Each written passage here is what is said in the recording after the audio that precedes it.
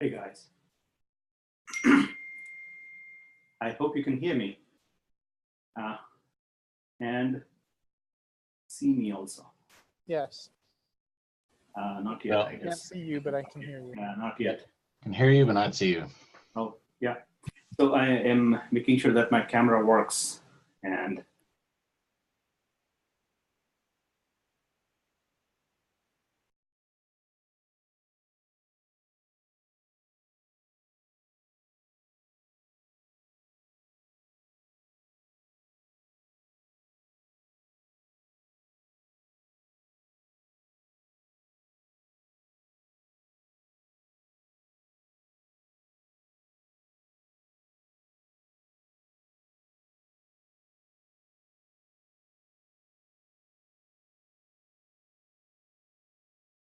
functional now. Hey guys. So I was, fiddling around with the camera settings, which are really complex. It gives me resolution settings and choices of, aspect ratio and, bit depth and a bunch of other things. It's crazy. And that should not be presented to the user. I mean, these are details that are necessary for the software to work. But in this case of software that I'm using, it presents to me all the technical choices that I am supposed to be selecting from, which is obnoxiously complex, even for those who know what it is. There's no need for me to select it every single time, just remember it. But apparently that's not how it's designed. So how are you guys doing today? And I am looking at your screens, and I was wondering if you are ready for a short video discussion, a face-to-face discussion. Are you guys ready? Yes, looks like people are. Hey, Yeah. I can see Rob, I can see Justin, see David, Kevin. Hey guys. And so that's good to see you. Trey Hill shows up. Hello, Trey. So my goal is to not spend too much time, but just focus on quickly accomplishing a goal that I have, which is, I think I already told you briefly, is to make sure that future participants in the boot camp that come will like to know what this thing is, how is it useful, what do they take away. So that's the question I'll be asking you. And let's spend like 30 seconds, each one of us, and speak your mind, whatever it is that you think, the questions, like, you can randomly choose to, talk about whatever you like. You can sing a song, sing a poem, whatever that, I think it was what poem was that? Humpty Dumpty or something like that? Yeah, that's okay. All of that is okay. I mean, just be natural. It was Rob at Little Teapot. Teapot is fine. And just, get to express the ideas, the core things that I want you to think about and express. And I will be, by the way, editing this in form of a short, overall, maybe 2-minute long video. And I'll give it to you to see what I did.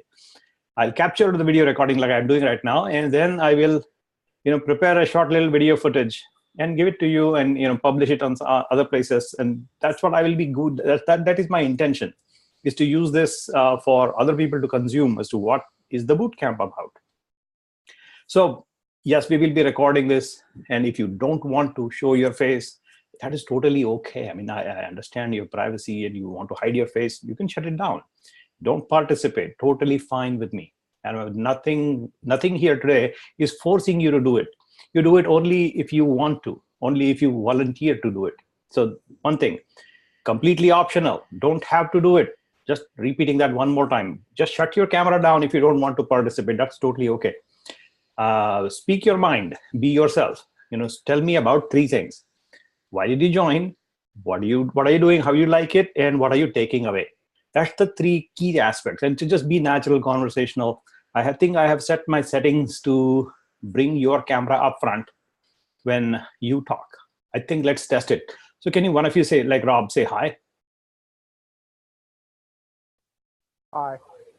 Yeah, so see, Rob's video camera did not pop up because his microphone is coming through his machine and his face is coming through his iPad. Okay. So that's the issue I thought I will run into, which happened. So that's the reason I prompted Rob, because Rob's using his microphone from the other machine from which he is not presenting his video. So now, can you speak, Rob? Hi.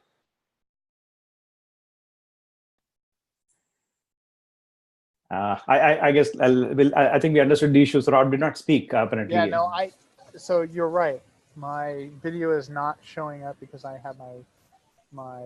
Can voice- you mute yourself on the other machine and unmute yourself on the iPad?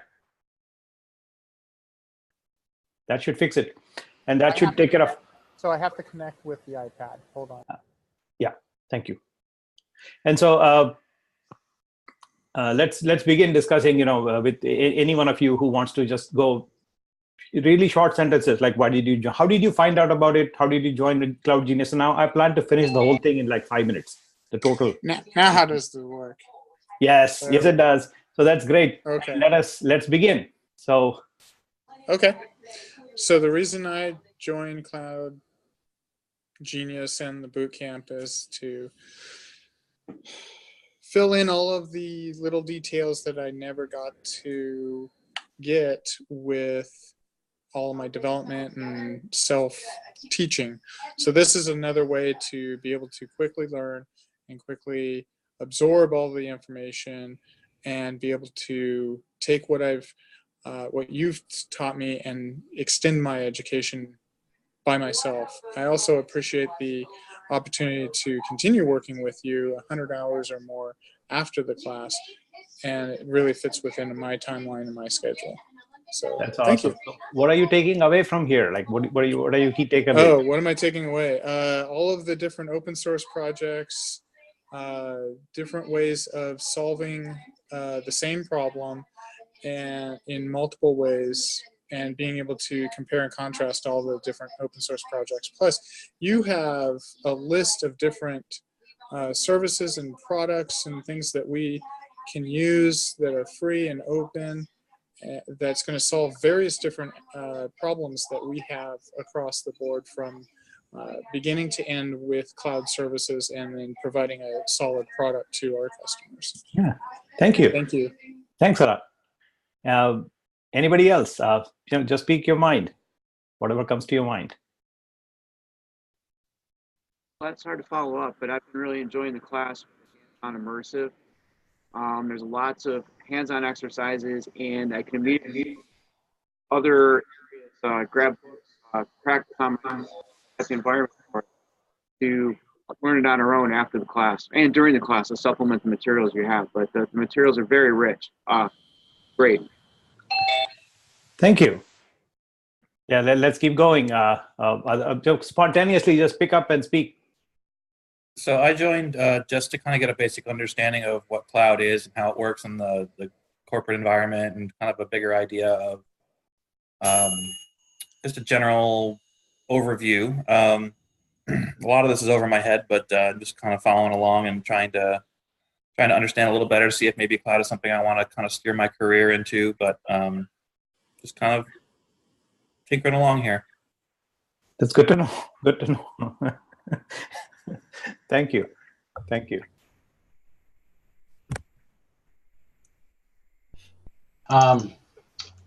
This course was recommended to me by quite a few colleagues who had gone through it. I was really looking for a better understanding of cloud technologies and their relevant or real world examples. I think this course delivers that.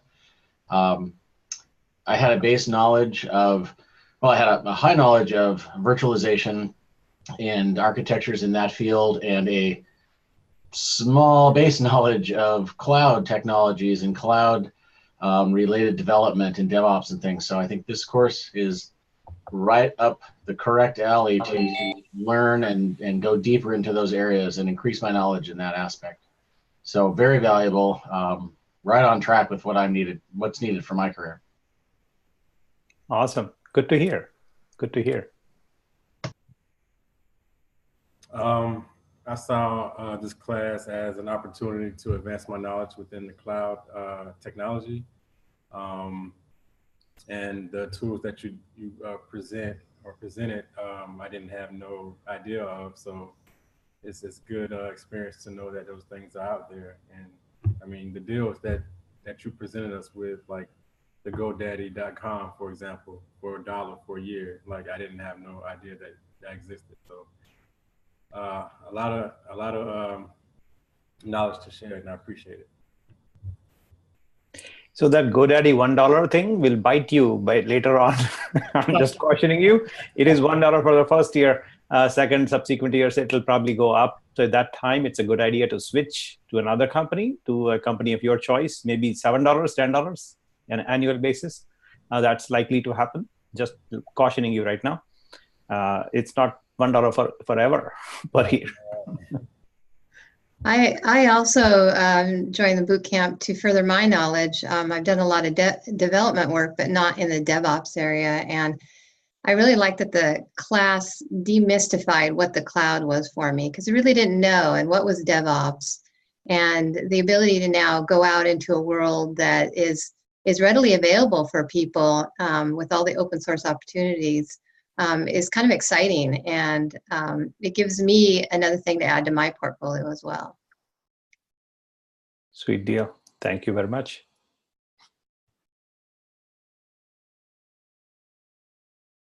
I can go next. Okay. So I joined the Cloud Genius to get a more hands-on experience with the cloud, more experience with DevOps, and my takeaway with the course is how expendable VMs are.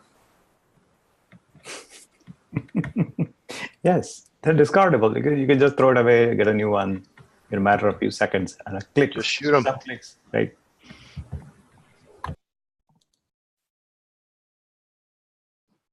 Hey, John. Hey, yeah. So that was Cloud Genius was recommended. Went out end of last year, and I didn't know anything about it before that, but then found out someone I knew had gone through the course and talked to him, and he highly recommended it. And just wondered if it was technical enough to keep my interest, and wasn't too high level. And definitely it's not. The hands-on courses are great, and I like the pace that you take us through. And it's been great just getting a lot of hands-on for DevOps and cloud technologies. I had some experience before, but everything changes so quickly that I felt like I was getting really behind in a lot of just the common things that are occurring in the cloud today with all the technologies and the DevOps. And so just feeling like I'm starting to catch up really helps. We work in InfoSec at Boeing, and we're trying to secure these technologies for Boeing in the cloud, and it's great help to be able to have a good understanding across the board of everything that's going on. So thanks. That's sweet. Good to hear that, John. Thank you. All right, I took this course to better understand the cloud. Is my audio coming in? Can you hear me? Yep. Yeah. Keep going. Sorry, not like last time. Well, I took this class to have a better understanding of the clouds, because even though I'm not really going to be configuring clouds or messing it in my current field, I believe in the future my job I'll be interacting with the cloud more often, since I deal with backups of our service with our environment. I believe I might be backing up clouds or interacting with them in the future. So it's more of a try and get ready for the future type of thing for me. Nice. Good to know that. Absolutely. I guess I can go. So I too was recommended from peers at work to take the course. It's just been great. There's all the labs are awesome. The whole, I guess, the end-to-end and the experience you get taking the class has been really good. Good to know. Good to know. The next people who will speak also speak about what may be different that you find in this boot camp versus other courses you may have taken. So if you can speak something like that, that'll help. What's the difference between this and the other things? Well, I haven't taken any other things, so I can't help. I don't know about that one. Somebody else might have. That's actually a good thing to know, that you never took a course and you took this one. That tells me good things about the No, I've never taken another cloud course. I see. But the pace that you move at, and the hands-on and the interaction, I think has been really good. Thank you. Thank you. So I'll go ahead and speak now. Hi. Can you hear me okay? Yes, Valerie. Can you hear me, Nyla? Yes, yes. I just wanted to say that this program was referred to me by peers from work as well. And actually, before taking the course, I had some reservations about whether it might be too technical for me. And so I went and researched all the detail from that you had on the Bellevue College website. And I noticed that there was a broad range of types of support participate in this program. And so I went ahead and moved forward with it. And it has been such a tremendous help to me, being able to, being involved in the management side of it and trying to bring the service up in the company that I work for, and sitting in meetings with developers and all these architects and information security and all these other folks, and actually being able to understand what they're talking about from day one. Literally after the very first class, I had enough from the first class to sit in a meeting the next day and know what they were talking about. It kind of blew me away. And it's just built from there. It's been an amazing opportunity. Wow, good to hear. Thank you. Yeah, this motivates me, by the way, to keep doing it. This motivates me to keep track of what you need and continue to evolve the program as you need it to be. And I will do that, by the way, for you, not just for the future people in future boot camps, but also for you in the remainder number of days. I will customize it to what you want us to. And so I will give you that opportunity to pick and choose, because we have only so much time. You have only 8 sessions left. And you may have ideas about, hey, I want to discuss this versus that. So bring it up, please. And I will cover it. Yeah, I think what's been so great is you have been able, we've talked about it at work between some of the other folks in this class, but it's pretty amazing how you can talk to different levels of understanding within a class, and we're all getting something out of it. And for those who move faster, and for those who maybe not be as technically educated, we all are learning a lot, because you give us the opportunities to do the use cases, and some are moving ahead, and you're okay with that. You're so flexible. And having said that, you were talking about comparing to other courses. About 3 years ago, I finished my bachelor's degree in IT. And so I went through 4 years of IT classes. And this by far has been the most enriching experience I've had in any IT course. It's been truly amazing. Wow. Thank you. To add on, what's different between, or compared to other courses I've taken, there's no death by PowerPoint, so I enjoy that. But it's, there's no slides to go through. Yes, yes. So this is something I learned on very, very quickly up front, is that the moment I bring up a PowerPoint, people go to sleep and they just never come back. I think the most important thing for me, the difference with this class than other classes, is the fact that you record them, and that recording I can go back and use as a reference for doing the homework, doing the exercises, and then it's also something I don't have to spend as much time during class taking the notes and missing things. I can concentrate and focus on what's going on in the class, knowing that I can always come back to it. And that's something that I wish I had in college, because I think I missed so much in college trying to take notes. And so that's the big difference here. Yeah, thank you.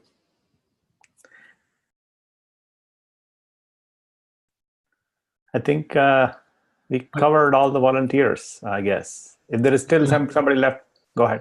I was going to add something, Nish. You can edit out this beginning part here. I just wanted to cut in. And the difference for me with this course and the many other courses I've had in my career is the hands-on videos of all recorded classes you can go back to. And also the access to the instructor is amazing. It is, I don't want to say he's on 24/7, but it sure seems like it. And that is a huge help when you're going through exercises, trying to work on some of this off hours from the course, you're able to get a hold of the instructor, and it's really helpful to dialogue directly and be able to move forward instead of being stuck. Yeah, I try to do that because it is hard, by the way. It is hard to be able to immediately respond. I have done this, which is kind of sounds crazy, but on a hike to the Tiger Mountain, I reply on my watch to a Slack chat question, and people move on with their homework, and I'm hiking, and that's okay. I mean, that's how it goes. That's how I do it. So not that I'm not hiking or not going out or not doing my things, but I just try to answer. If I can, I will. And I'll keep on doing, by the way, even if there is no boot camp going on. If you still need an answer, I will still respond to you. At least I'll try. Or I will tell you that I cannot, I don't know how to find out the answer. That's what I will do for you. Even after the boot camp is over, Slack is open. Slack doesn't close. I'm there. As long as I'm doing this thing, I'm there. I'm not going away. I do this because I like it. I like it because that is my passion to build. In fact, that is how the boot camp started. Is a collection of interesting things. That's what I call it. I call them nuggets, or shiny objects. I pick them up and I then, build exercises around them. Sometimes it doesn't make sense to me to begin with. And then I evolve them into something that is appealing to me, and then I show it to other people, and then they like it. Then I said, okay, this is a good candidate for inclusion in the camp. And then I have lots of shiny objects. I have to somehow figure out some kind of a skeleton or a backbone to put these things together to construct a course. And so it begins with good ideas that I like, then I evolve them, and then I somehow artificially tie them together. Sometimes it doesn't make sense, sometimes it does. But at the end, what I found is if you put interesting things together, people seem to like it. So it is a very non-conventional way of approaching teaching, education, training, whatever you call. Without me, I've never trained myself as a teacher or a professor or anything like that by any stretch of imagination. I'm not. What I do actually is just find whatever I like interesting things, and I put them and I give it to you. If you want to take it, go ahead. If you don't want to take it, I never push. In fact, that's another thing that you will notice. No pushing. No pushing to the extent that we don't even have a test, assignment, homework, no exam, no nothing. It's only driven by your interest. And people seem to do it. I mean, that's the point I look for is, are people actually taking what I give? And people seem to do that. That's the real focus that I have, is to provide the objects that you want to actually pick. And so I'll give you choices and I'll let you pick. With that, let's shut this video down. So I think we are done with the, what I call the webcam portion of, so let's get to business now. So, I mean, that was also business for me, but just saying. I will now reduce the screen and share my desktop. Here we go. And you're free to shut down your cameras if you like. You can keep them open if you want. Okay. So what I'm going to do today is to remind you that we are actually starting a new session in a new topic area called architecture. So if you go to that website, which is somewhere here, I will go there and find out what we are dealing with. Is this thing called cloud architecture. And we will, not spend too much time on discussing some of the theoretical stuff, which is written there on this website. You have access to it. You can read it. I will, pinpoint a couple of things, discuss some of them, but they are mostly, something that are, what I call theoretical. So I'll skip some of it. I'll talk about some of it, but not most, most of it I'll skip. I just want to point out to you as to what am I skipping before I skip. And so I'm logging in and heading to that architecture page again. It should be somewhere here. And I hope I am sharing my screen and it is being recorded and all that good stuff. So here is the cloud architecture section where we have the, come on, why is the slide slow? Okay, so here, these three things in the cloud services architecture. There are some PowerPoints here from, I think, 4 years ago, 4 or 5 years ago. There are some PowerPoints. So just cautioning you, they're there because they just exist. I never managed to delete them. So that is something that is there for you to see on your own. And there is a little video which uses PowerPoint. So I will skip that. I'll let you watch it yourself. Next one. It may be an interesting video for some of you who like it. Let's see what we have in there. Like 19 minutes. So it's kind of boringly long for my taste. My taste has evolved. I limit my short pre-recorded videos to like 7-minute maximum. So this is like exceeding my limit.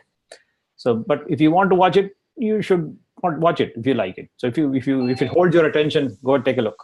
Next one is this other video, which also has a PowerPoint, and probably this is something that I still want to use it. So this is probably an aberration in that I actually want to open these slides. And you may have seen these slides before by me drawing it by hand, like this one, for example. This is a decent concept that is described in the co-opetition book, if you remember and recall from a previous time. In here, we discussed this like company in the middle, competitors, complementors, customers, suppliers, things of that nature. I think you remember that we discussed this. So the reason I have it here is for us to think about this framework and apply that to our businesses, in our companies, in our organizations. Wherever we work with people together, like keep that in focus in terms of what we are really dealing with in the company that we work with, like the centerpiece, the central circle or oval, and then identify the things that are necessary from an IT standpoint. What are the IT implications for each of these oval objects? So there are implications on the customer side, the red item, the supplier side, the green item, the complementor side, the blue item, the competitor side, the orange item. On all these 4 sides, and also within the company, there are certain types of applications that require IT investment. So that's what this video, which is available here, actually describes. And by the way, in that video, there is a typo, which I haven't bothered to fix. The typo is that I am using this spelling here, apparently, with an I. That's not the right spelling in the video. So the correct spelling with an E. That's a typo that I did not fix in that video. So that's, you will catch it. It's there. It's also like a 19-minute long video. But I'll briefly summarize what is discussed in that video because I think it is relevant. And there are some of the things that I don't mention in the video that I want to talk about. So the reason that I would like to now bring it up is primarily because I want you to focus on things that matter in your company. And as a corollary to what I just said, I just said something which is do things that matter. Like here, I'll write it down for you because my pronunciation might trick you. So what I'm saying is do things that matter. So do whatever matters. And so the corollary to do this is that don't matter. That is the most important thing to remember. So say no. Remember to say no to things that do not matter. I think that is the key takeaway from this discussion. In your company, when you have to do things that matter, you do it. I mean, it's obvious. But there are certain cases when you might have applications or scenarios or use cases when they don't really cater to any of these elements or entities. For example, it is not important to the customer, not important to the supplier, not important to the company, doesn't help the complementor. So, and by the way, doesn't even help the company in keeping an eye on the competition. And therefore, you should not do it. I mean, there is no reason to do it. That's the thing that I say that don't matter. These things that do not matter. There are sometimes in big companies, especially this happens in big companies, somebody will come up with some stupid idea and they give it to you. Hey, let's do this. And so the real thing I want you to focus on is go back to this picture and see what makes sense. See, does it actually help our customer? Does it actually help our suppliers? What about our complementors, the people who are actually there to help us sell to our customers better? And does it help our company in keeping an eye on the competition, or any other way in which the actual customer or the suppliers or the company itself stands to benefit? If that is not the case, say no to the idea, or at least question the idea. If not directly say no, question it. Question the idea. How does it matter? Why does it matter? And if you're not able to get a clear answer, put a lower priority to it. Learn to say no. That is something that most people tend to avoid, is to not say no enough. I mean, there is no reason to do silly things because somebody said so. And it happens. And it happens in big companies most of the time. I have seen it in big company like Microsoft, and I heard of it in Boeing and many other bigger companies, like more than 500 people is my trick number. If you have more than 500 people, that's when this problem starts to appear, is that when you don't know what the right hand doesn't know what the left hand is doing, that's when these issues pop up. You have seen it, by the way. I don't need to bring up specific examples, but I'm just giving you a frame of reference of thinking about a variety of IT implications to every customer situation, the sales management applications, shipping, logistics, return. You can read this, by the way. What I'm doing in this sheets is that I have written down types of applications that have implications to the appropriate entity, like competitors. We need to have in our company competitive intelligence to keep an eye on the competition. So you need these kind of software running in your company to keep track of what the competition may be doing. And like that. So you can read the whole list that I have kind of attempted to identify. And the key thing that I already told you is learn to say no, ask questions why it matters. And that is the key takeaway from that discussion. Moving on, which is next one. What is this? Yeah, it's another old PowerPoint. So it's up to you. If you like it, watch it. Otherwise, skip it. Next one. What I want to do now is to give you a different number of case studies. Like, we begin with this discussion, which is the Netflix case study. And this, what I want to do is give you a comprehensive overview of end-to-end business idea underneath this company that you know of called Netflix. How did it start? How did it evolve, and how does it work today? And it uses the cloud. And so we'll go into greater level of details to the extent you want to digest. So you need to tell me enough of Netflix now, move on. And at that time, we will move on to another case, another example. And so you need to tell me at what point in time that you get what I call indigestion of the level of depth. I will keep going deeper and deeper and deeper until you say, okay, stop. Because there probably will be too much level of detail at some point, because we are discussing about one company with how exactly they attempted to do it for the last decade or so. They have evolved completely, and they completely use the cloud ever since. I think most of us have access to Netflix. I also have it. So we'll not play Netflix here, but understand what they have done. So that's the Netflix case study as an architectural design and implementation that they have done using Amazon's cloud services. So that there is this PowerPoint slide again in that example, which is also in form of a video available that you can watch. But I'll bring up the slides briefly because I think the slides are interesting in that they. Okay, come on. I don't want to play the video. No. Stop. Bring the slides. And there are the slides. The slides are again focused on concepts, which are, how the strategy evolved from, competing with Blockbuster and what we know of Netflix as today. So that evolution, how did it happen? That's this slide trying to project the idea, which is basically, as you know, Blockbuster, the last Blockbuster store was closed, I think, last week. And there was a joke on the late night. That's not true. Not true? No. My wife's family is from Fairbanks, Alaska, and there's still 2 Blockbusters up there. Wow. Because you can only get DVDs up there because they don't have internet access. Wow, I did not They know don't have that. high speed. I was just correct. I guess that is the case. So yeah, that is amazing. I did not know that, but the fact that they still have Blockbuster open is something. I thought somebody joked on late night show that Blockbuster finally closed after so many years. So that is our in our architecture discussion. We will begin cases by cases in terms of discussing of one particular company to the level of detail that we want to feel comfortable with. We'll go to that depth, and then switch another example, switch more examples. We'll bring some examples. I'll also bring a variety of.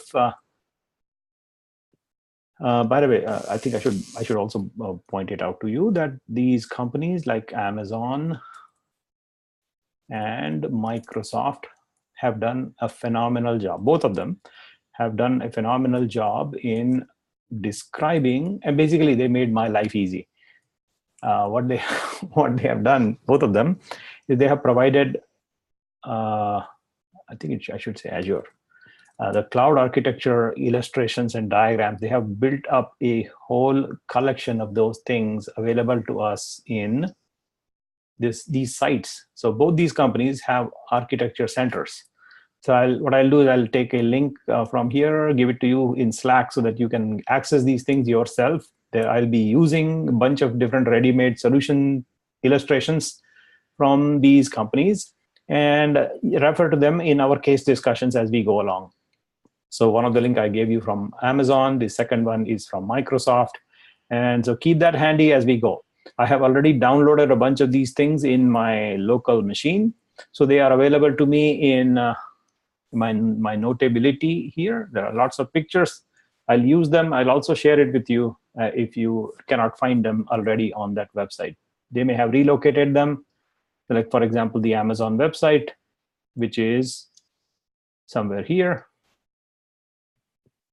They actually list out a bunch of different illustrations and diagrams, and some of them are interesting, some of them are marketing, some of them are trying to sell you stuff.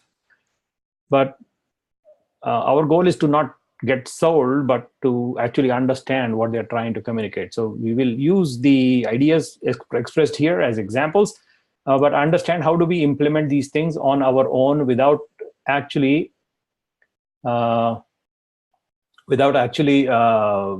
identifying how to do it in that particular cloud, but more of how do you get that particular solution implemented in any cloud of your choice. It doesn't have to be Amazon.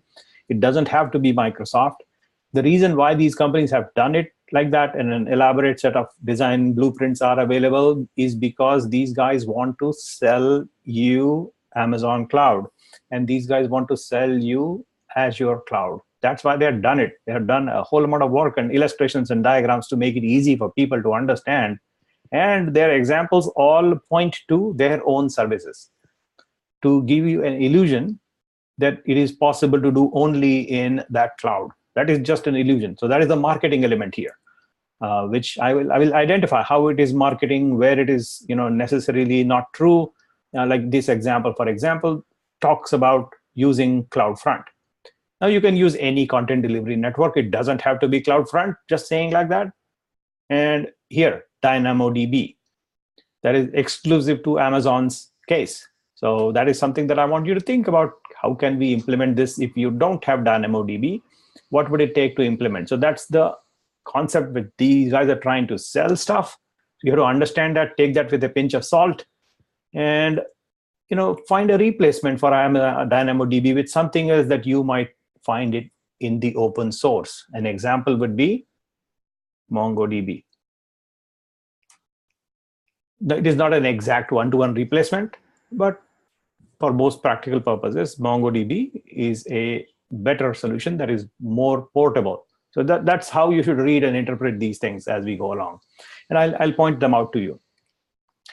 For right now, I am actually beginning to discuss this company called Netflix. And so you will find it amusing that I cannot manage my own PowerPoint because I'm not trained to deal with PowerPoint. So you'll find that I struggle with PowerPoint myself. So you look at this picture. I'll just focus on some of the key things that I would like to read and identify to you. So if you remember in history or historical days, what Netflix did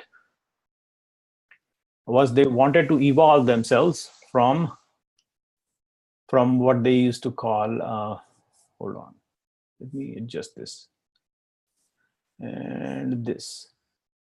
Okay, so Netflix used to be a DVD in the mail company. They probably sold a portion of DVD in the mail company. So they give you a list. You get a website that used to be in the data center for Netflix.com, and they'll give you a list where you will identify these items in form of a queue of priority of what you want to watch next. So priority queue, I want to watch this movie, then I want to watch this movie, and like that. You identify a queue, you give it to them on the website, and then they will mail you so many DVDs at a time, 3 at a time, or 4 at a time, depending on how much money you pay them, sometimes 1 at a time for $10 or something like that.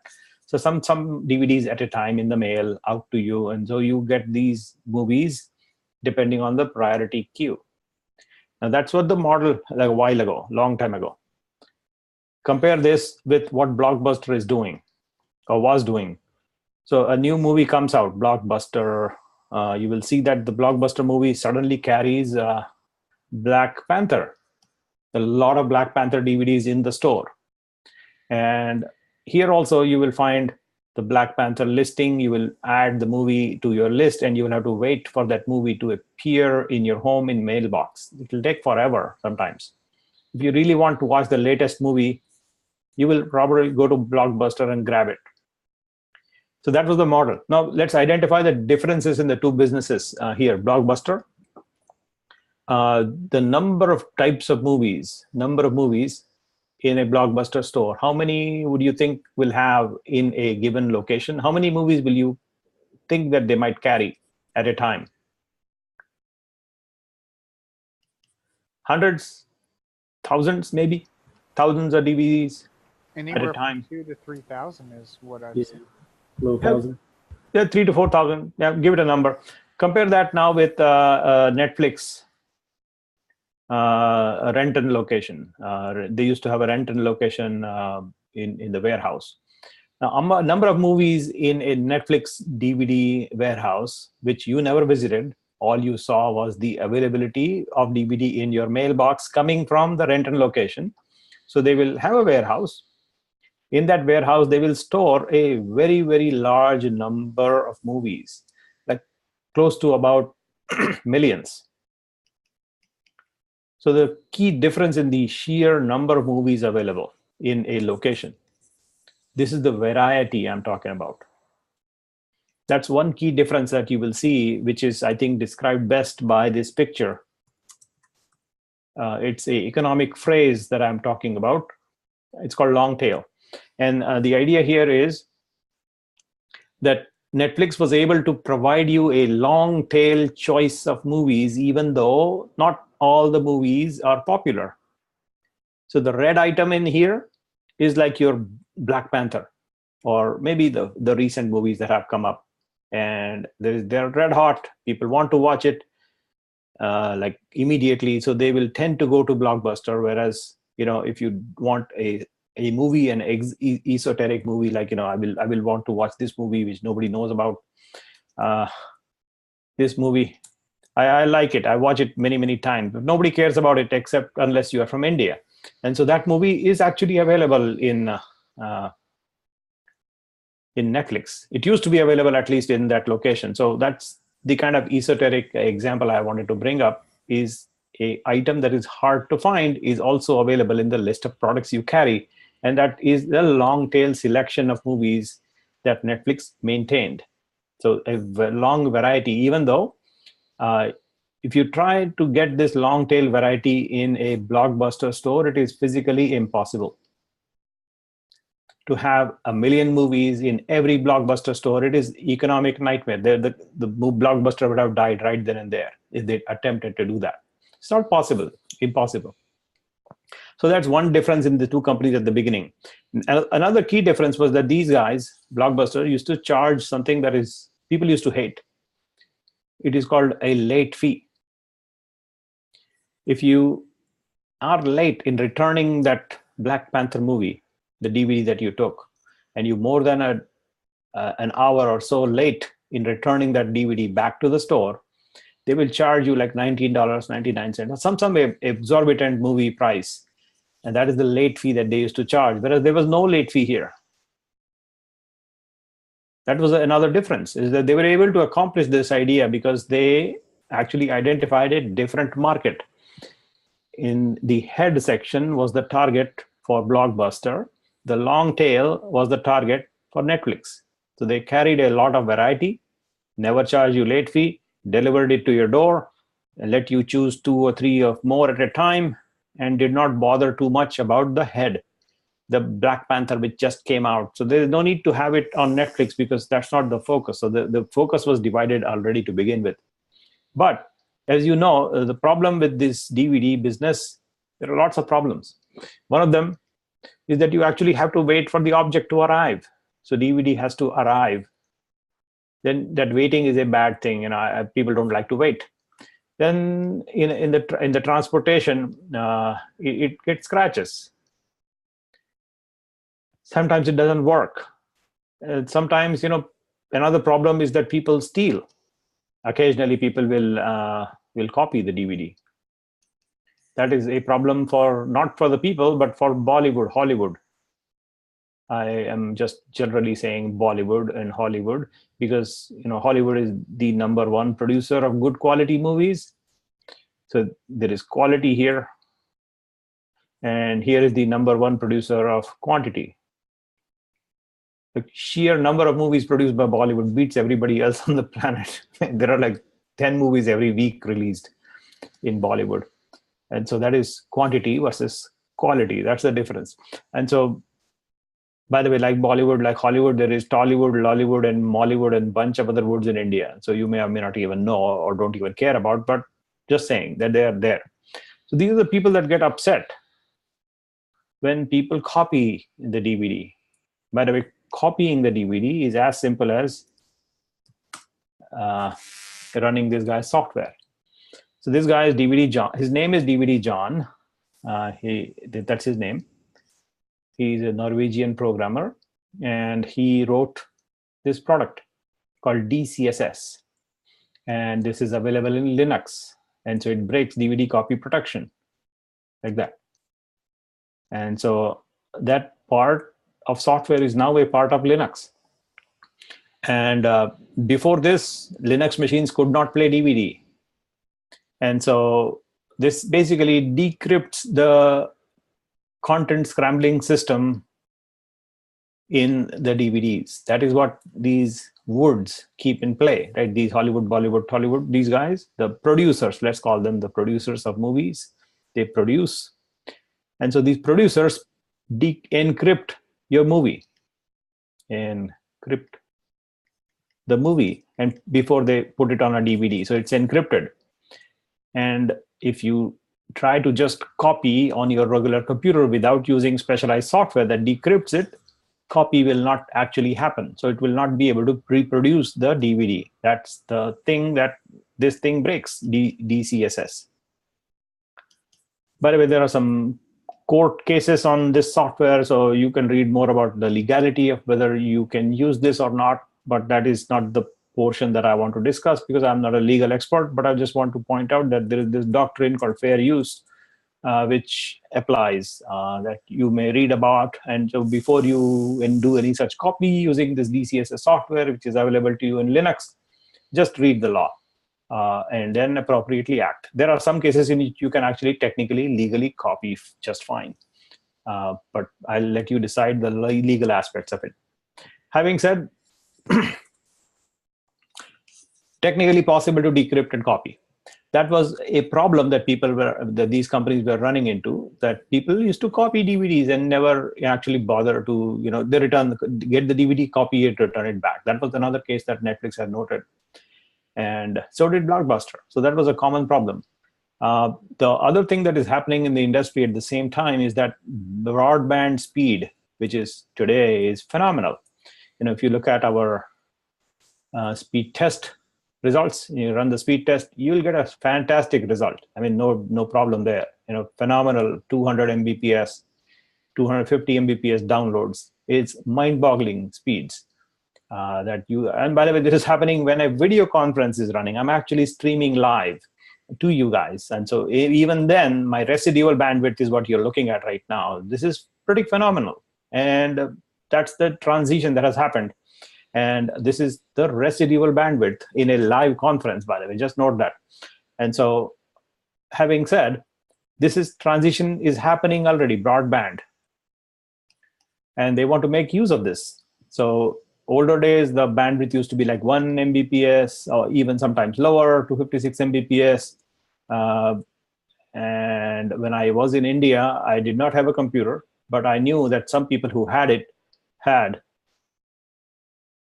something like 8192 a baud. Yeah, something like that. Some really slow speed on the telephone network. Some kind of a slow internet is what I remember.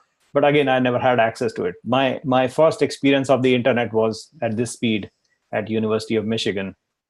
And I was blown away, totally blown away. What is this thing? And that was in 1999. So it's a fairly late comer to the internet. That is me. Yes, it existed in India, but I did not have access to it. So that was happening. Broadband is evolving, and today you saw 256 Mbps in residential situations. It has evolved. So there is a way, if we can just somehow eliminate the item itself and instead get to a point where we can just transmit the actual movie content directly to the user. If that is possible, any which way, if we can accomplish that, that's the transition that Netflix wanted to accomplish. So now let us see a couple of cases in which we can identify what needs to happen for such a situation to evolve. Like we want to get rid of the DVD, the round, shiny object that is known as the DVD. We want to get rid of it, essentially. And that's what Netflix wanted to do. So they wanted to accomplish these things, like, a way to stream movies to the destination, to the end user, and a way for them to be able to watch it wherever they are, whenever they are. Those are the top level goals for this company that they had at the beginning. And so now if I ask you this question about, that is written down, but the questions are right there actually, as you need a client endpoint, and on the cloud end, you also need something else. For example, if I look at the Netflix website and I sign in and then I go forward with it, what I will, by the way, not actually play any movie because it will be in illegal, because I am recording right now. So I will not be playing any movie as such. But just going there is okay. I mean, I can select to go there, and you will see that I actually don't watch all movies I watch are kids movies. And so you will see like these are my favorite movies. So I'll not be playing any of these guys, by the way, but this is the client endpoint. Like, what I'm talking about here is the browser that I'm using right now is the client end, this thing. What I am seeing from my view is this. And on the other side has to be something on the cloud end. So that is the question I have for you to able to think and answer maybe quickly. What should the client, by the way, these questions you already know because it's like a established case and they have actually solved this problem.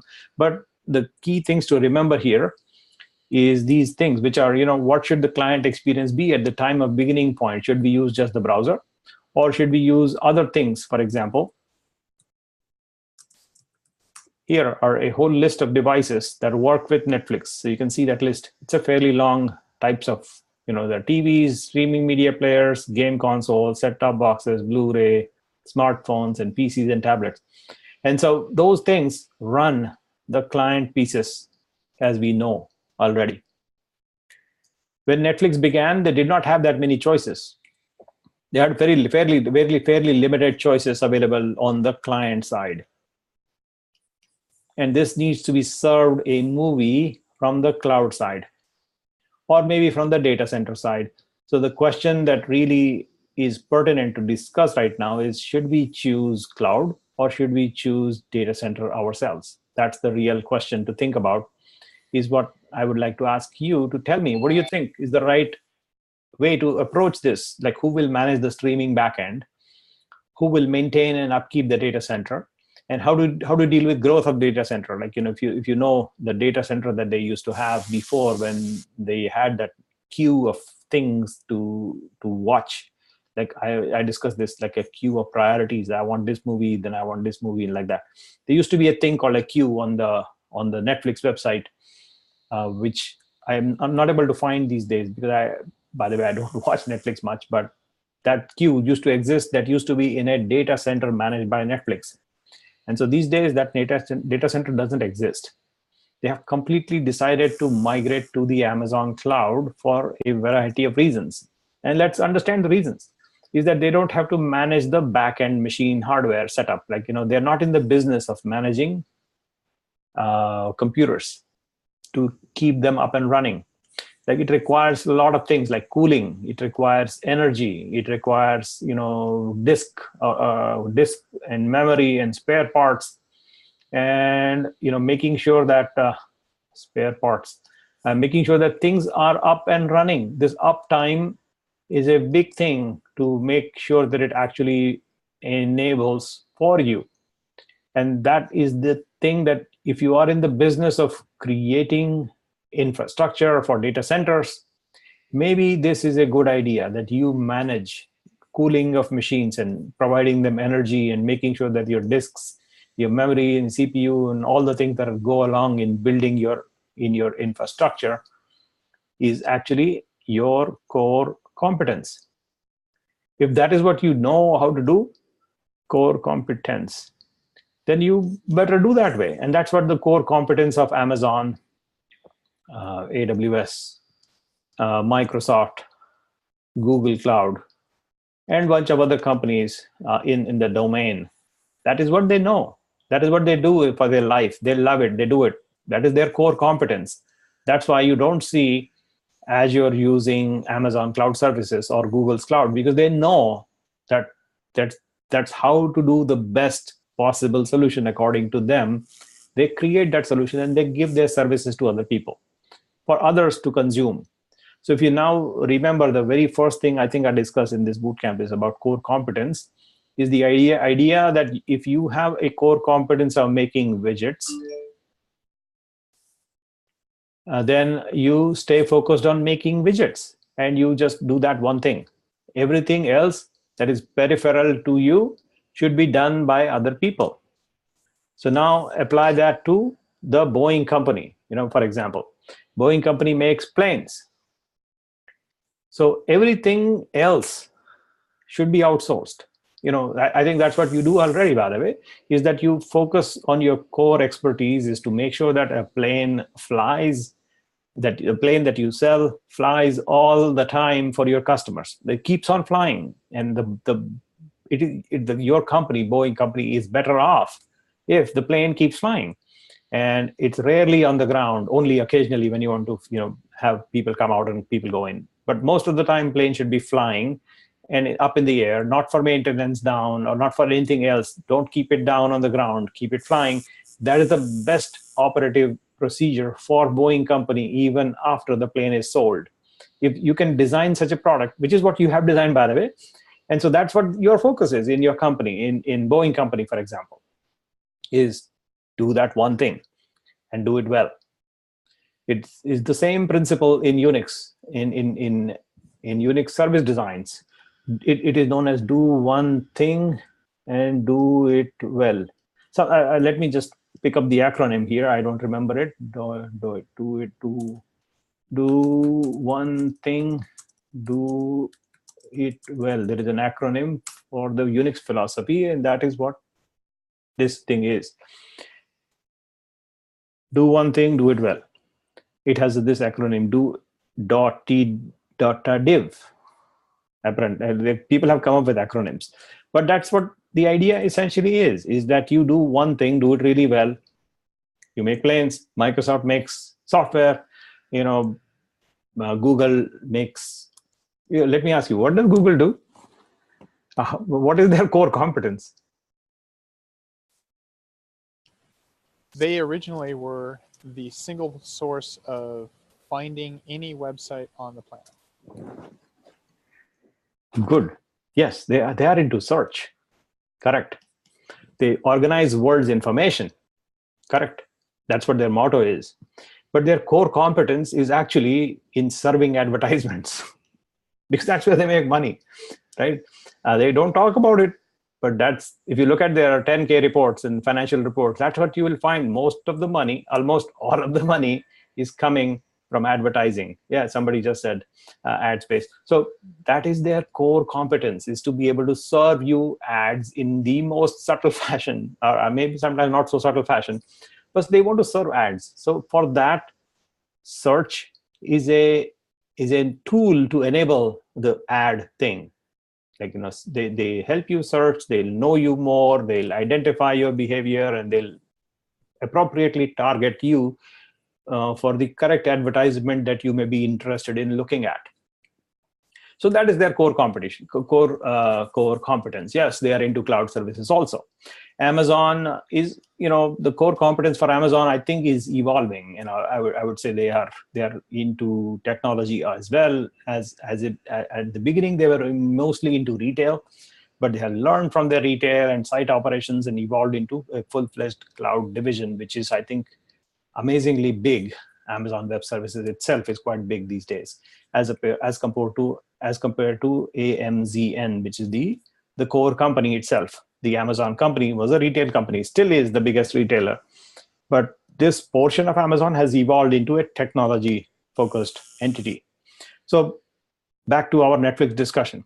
The goal that Netflix wanted was to make sure that you are able to use the cloud and not get into the business of maintaining, managing computers and uptime and cooling and all the details that are not strictly the core competence of Netflix. So yeah, there is a link on GeekWire revenue at 3 point, pretty decent. Yeah, that is beautiful. So Amazon has evolved. Absolutely.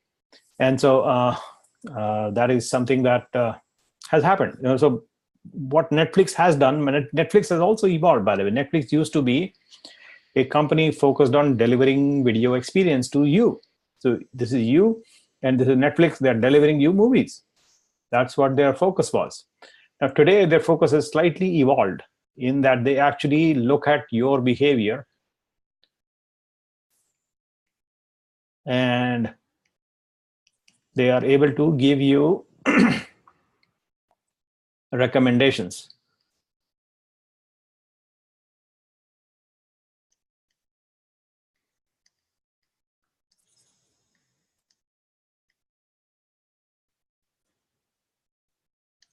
So what else might you like? That idea is similar to this idea here. If you go to Amazon.com and try to buy something, the people who bought this also bought that. You may have seen it. Like, for example, let's go buy something, or rather this pumpkin seed oil. So that oil, if I add to cart, you will see that, there comes a recommendation. Customers also bought peppermint oil or this pure oil, or God knows what this thing is. So apparently that's the recommendation engine coming on the back end. So if you recall, Netflix a few years ago, maybe more than a few years ago, Netflix had a $1 million prize. $1 million challenge called Netflix Prize. No, this is something else. No, this is the right website. So this was granted in 2009, $1 million granted to Bellcore's Programmatic Chaos. That's the team that won this prize, which essentially helped them create and come up with an algorithm to identify recommendation and an engine that designs what else you might like. So this is you can read more about it, by the way, the algorithm itself and how was it solved.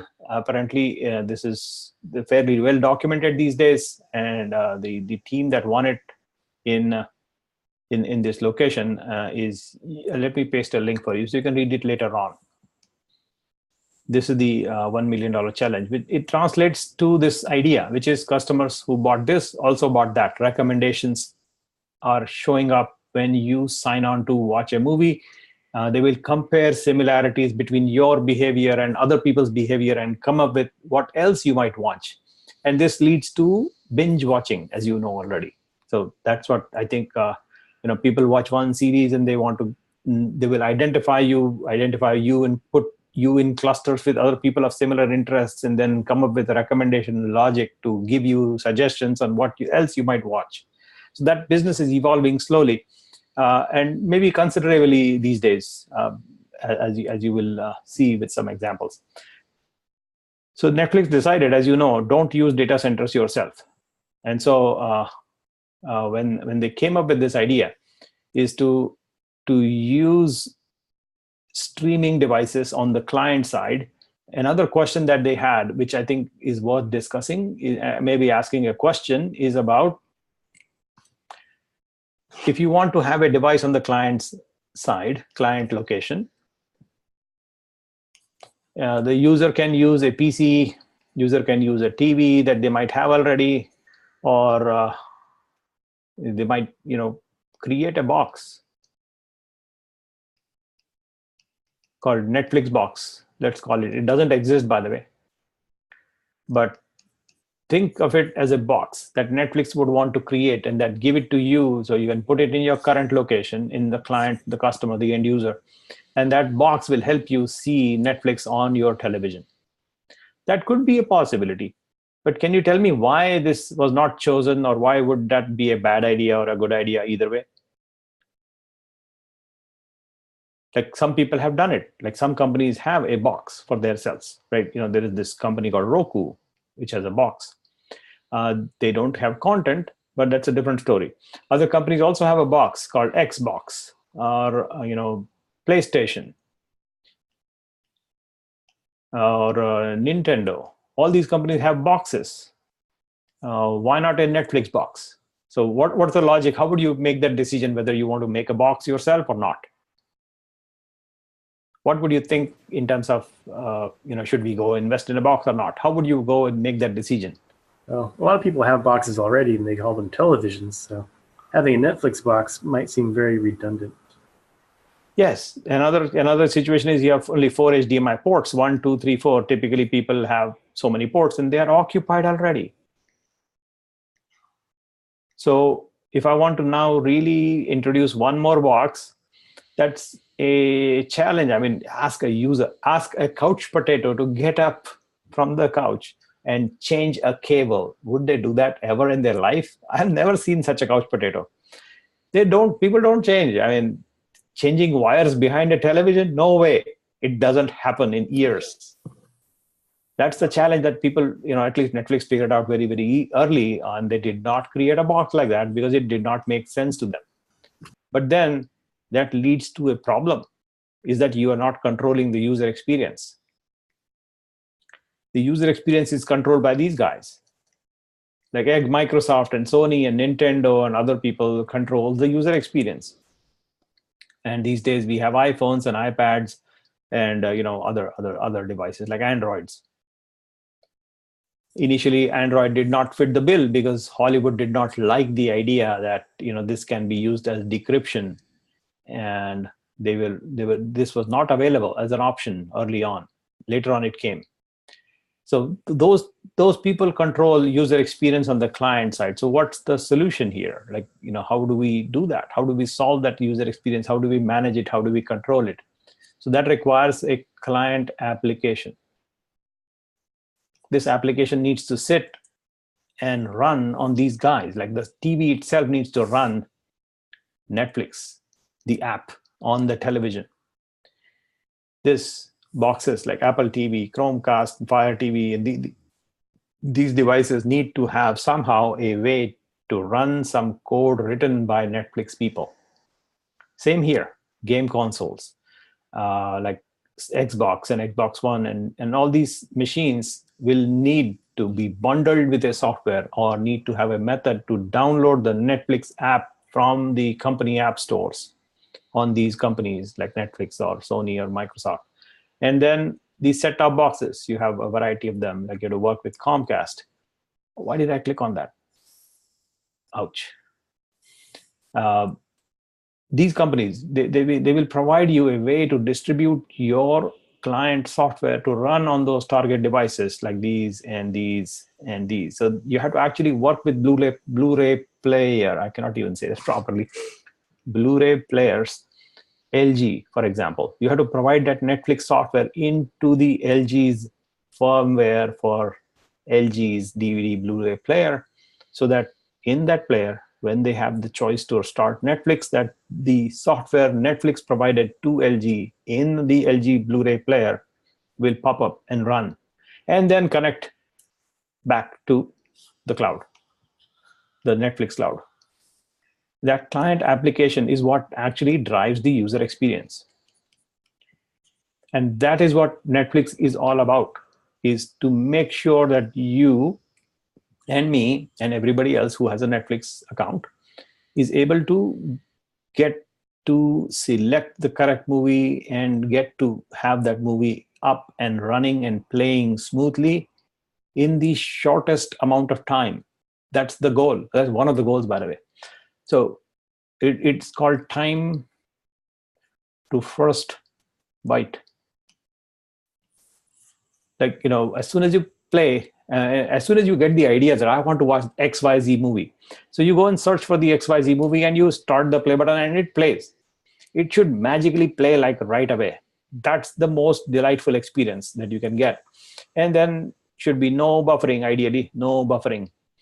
But buffering is a fact of life. So they have to understand what these goals are from Netflix company's perspective, and we'll identify how will Netflix actually implement a complete solution for these kind of experiences to be delivered to the end user, using a client application that runs on a variety of devices that you see here, PCs and smartphones. And you know these things already, but I'm just saying that out loud, is that there is this thing called a client piece of software running on the user's machine, either in the browser, like netflix.com website, or in some machine that they carry, like iPad, an iPhone, an Android, or some other thing, Sony laptop, Sony PlayStation, or some other thing that they might have, that runs this software, which is what will be used by Netflix company to drive this user experience for you. And then you get to see the collection of movies that Netflix provides from the cloud. And they have chosen the Amazon cloud. So that's what we will discuss and go further in that direction. I think here, this is another PowerPoint slide, which I want you to watch. There is a long video for that, which is 13-minute long, so I'm skipping it. So it is for you to consume if you want, or like, or not like, but eventually I will get rid of those guys. Let's see if there are more points for me to cover before I, not this, hold on. The reason I'm bringing up these slides is that I don't want to miss on a particular topic that I shouldn't. Okay, this is good. Next. So many of these videos I'm skipping forward is because I want you to watch it on your own whenever you find time. Okay, and I think enough of that website now. So let's go back here. I would like to now describe to you how do we then take this idea of implementing the goals that we have for ourselves, for our users. Like one of them that I mentioned here is this. The other one is ideally no buffering. The third one is that we have, I'll let you identify what should be the goals for the end user, for this user experience to be really ideal. I'll let you enumerate some of the ideas that you might have in mind for the Netflix company to provide for the Netflix user. Like what should be the goal for Netflix application from a user's perspective. Like, so enumerate them, like whatever comes to your mind. Let's go identify them. I'll write that down actually. So here I'm writing it. And so please go speak. The time to first byte. What else? Like a steady playback? No buffering. Which playback? Oh, like a steady playback. It doesn't start Steady. and stop. Yeah, steady. Yeah, steady playback. Yes, sweet. What else?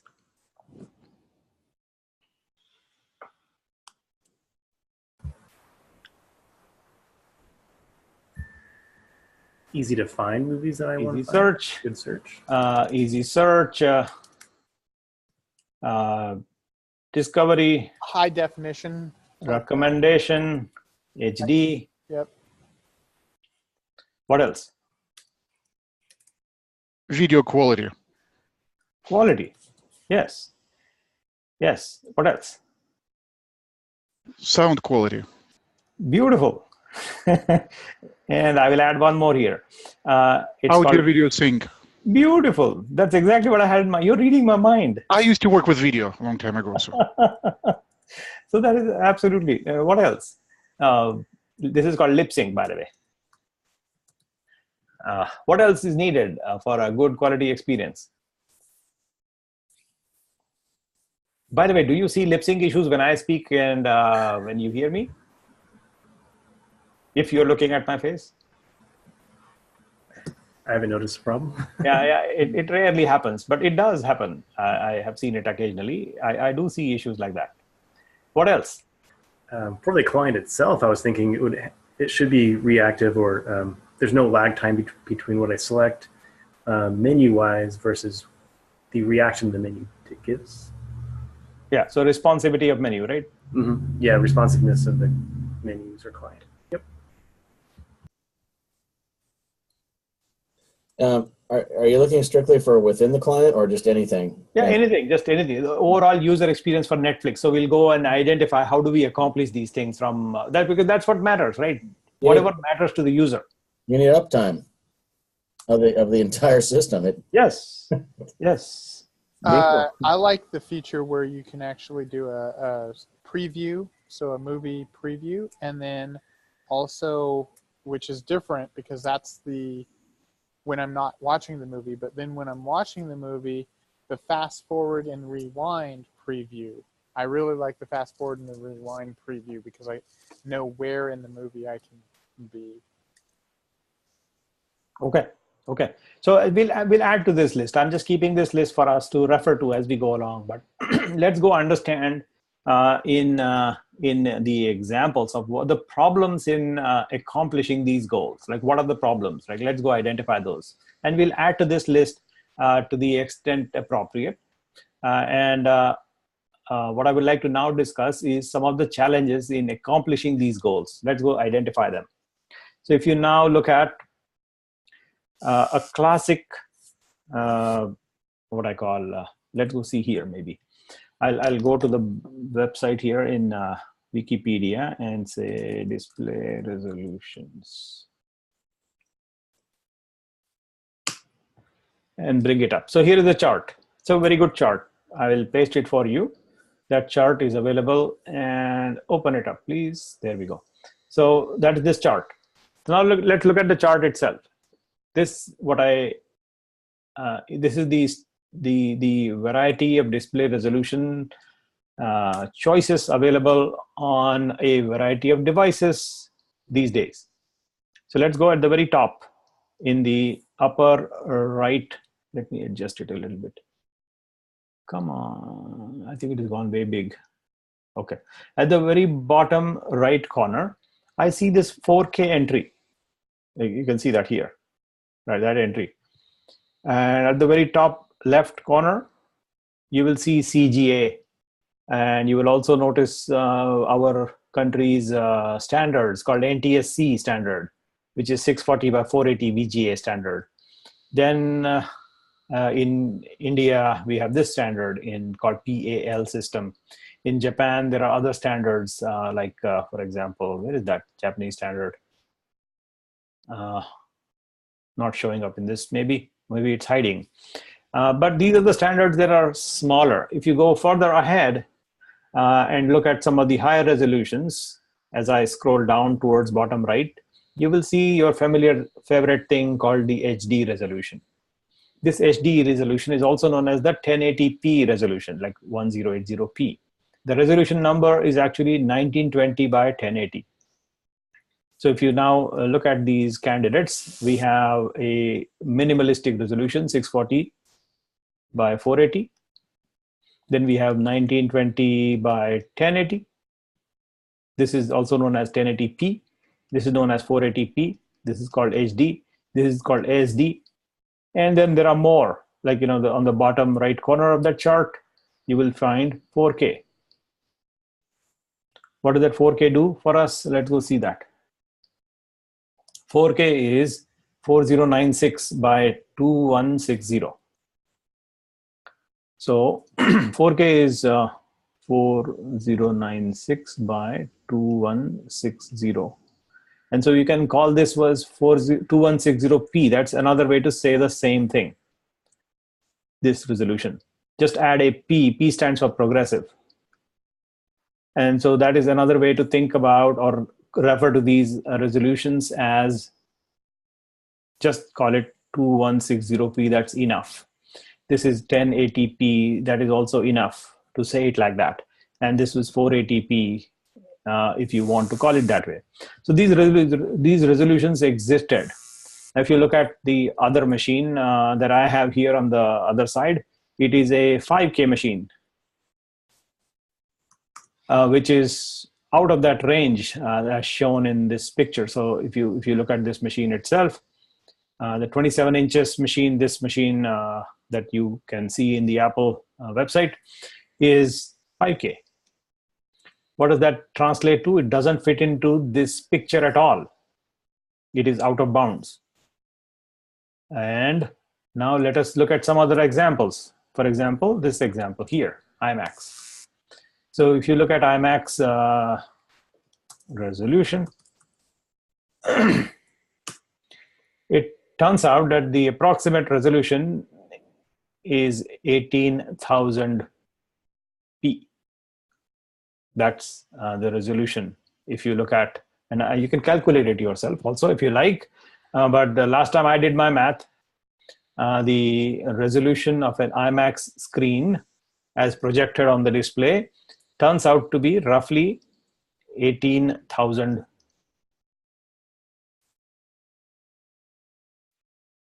p. No, what am I saying? Sorry, 18,000 p. Yeah, so that's the resolution for an IMAX screen. It's a gigantic resolution. I mean, it's huge. You know this, you've seen it. To support this kind of a display, it requires a lot of processing power, a lot of horsepower on the display adapter and a bunch of other details to make it happen. And that's just one aspect of a video frame that we are looking at. The other aspect that goes along in construction of a proper movie is that you have to have repeat and slightly differing. This indicates difference. So you have a scene in the movie. This is scene number 0, scene number 1, scene number 2. These scenes are changing slightly as we go along and produce or attempt to produce a moving video or motion picture is essentially a sequence of frames of pictures with slight differences from the previous ones. So they keep on changing as I move my hand. You may have seen older movies, really old, like I don't know, maybe 1900, early 1900 movies. They are called slow motion movies. I don't know exactly how to call it. Maybe slow motion. You may have seen it, old classic movies. I'm trying to find some examples. But I think it's easier for you to find an example and give it to me because I have no idea. But I know there are some Indian movies that are really old, like 1918, and they are sluggish. And they have this mustache guy, Charlie Chaplin. You will see some of those guys. Let's go see Charlie Chaplin. And his non-spoken movies, older ones, you will find occasional videos that show you, like 1916 movie, this one, will show you this problem, which is the motion is very, what I call non-uniform, or rather sluggish is one way to describe it. You can actually detect breaks in motion as the movie plays. And that happens when the number of frames in 1 second, you fall below less than 24 frames per second, you can see this notice. You can notice the sluggishness of a movie the moment you fall below this frame rate. So when you below that rate of frames, this is for most human beings, they can detect if the rate of frames falls below this number.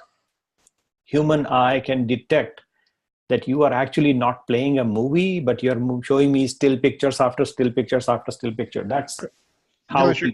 Yes. Got a question. Yes. Can you explain then why DVDs were quoted at less than 24 frames per second?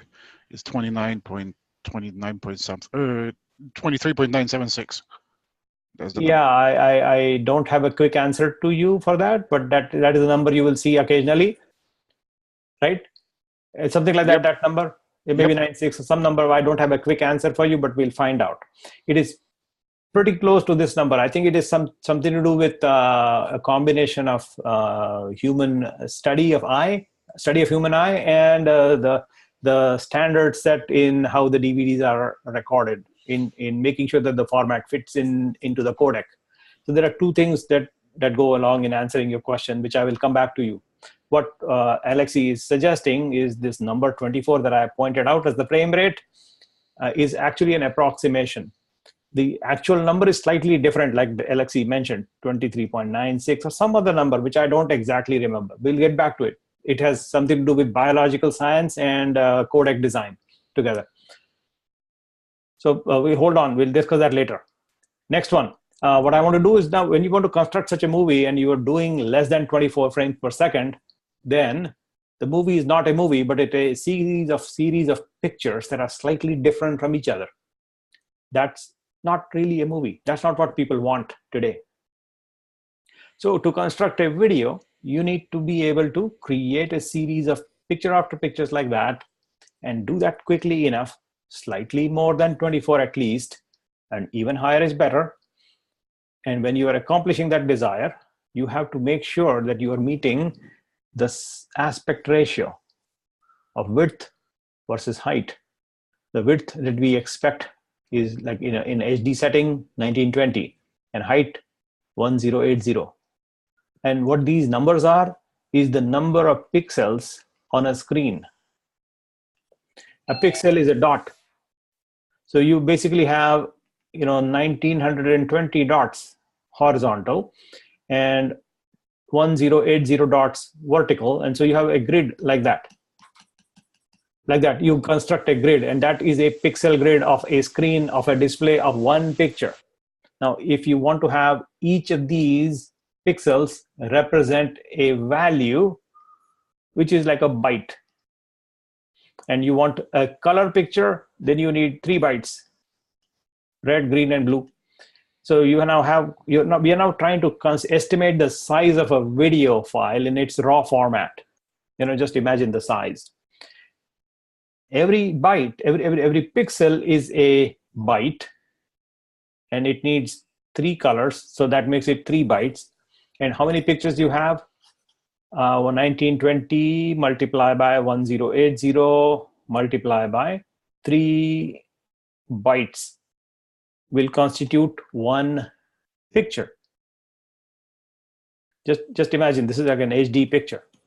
So the file size is growing already. It's already a huge number of bits and bytes and together put in terms of 1 color picture. Red, green, and blue together. Information is stored in these many pixels, 1920 by 1080p, which is what this thing is. And now you get a picture frame showing you just 1 still picture, and that is already a big number. Now you're going to do this at least 24 times every second. That means your frame rate will constitute a lot of bytes. Let's see how many. 1920 by 1080 by 3 bytes for every color, red, green, and blue. And then you're doing it 24 times every second. So these many at least per second. So that's the size of a video feed coming to you for HD. Now, if you estimate this number of bytes, it is humanly impossible to send such a video stream to every computer on to all the customers, basically. So it's not possible.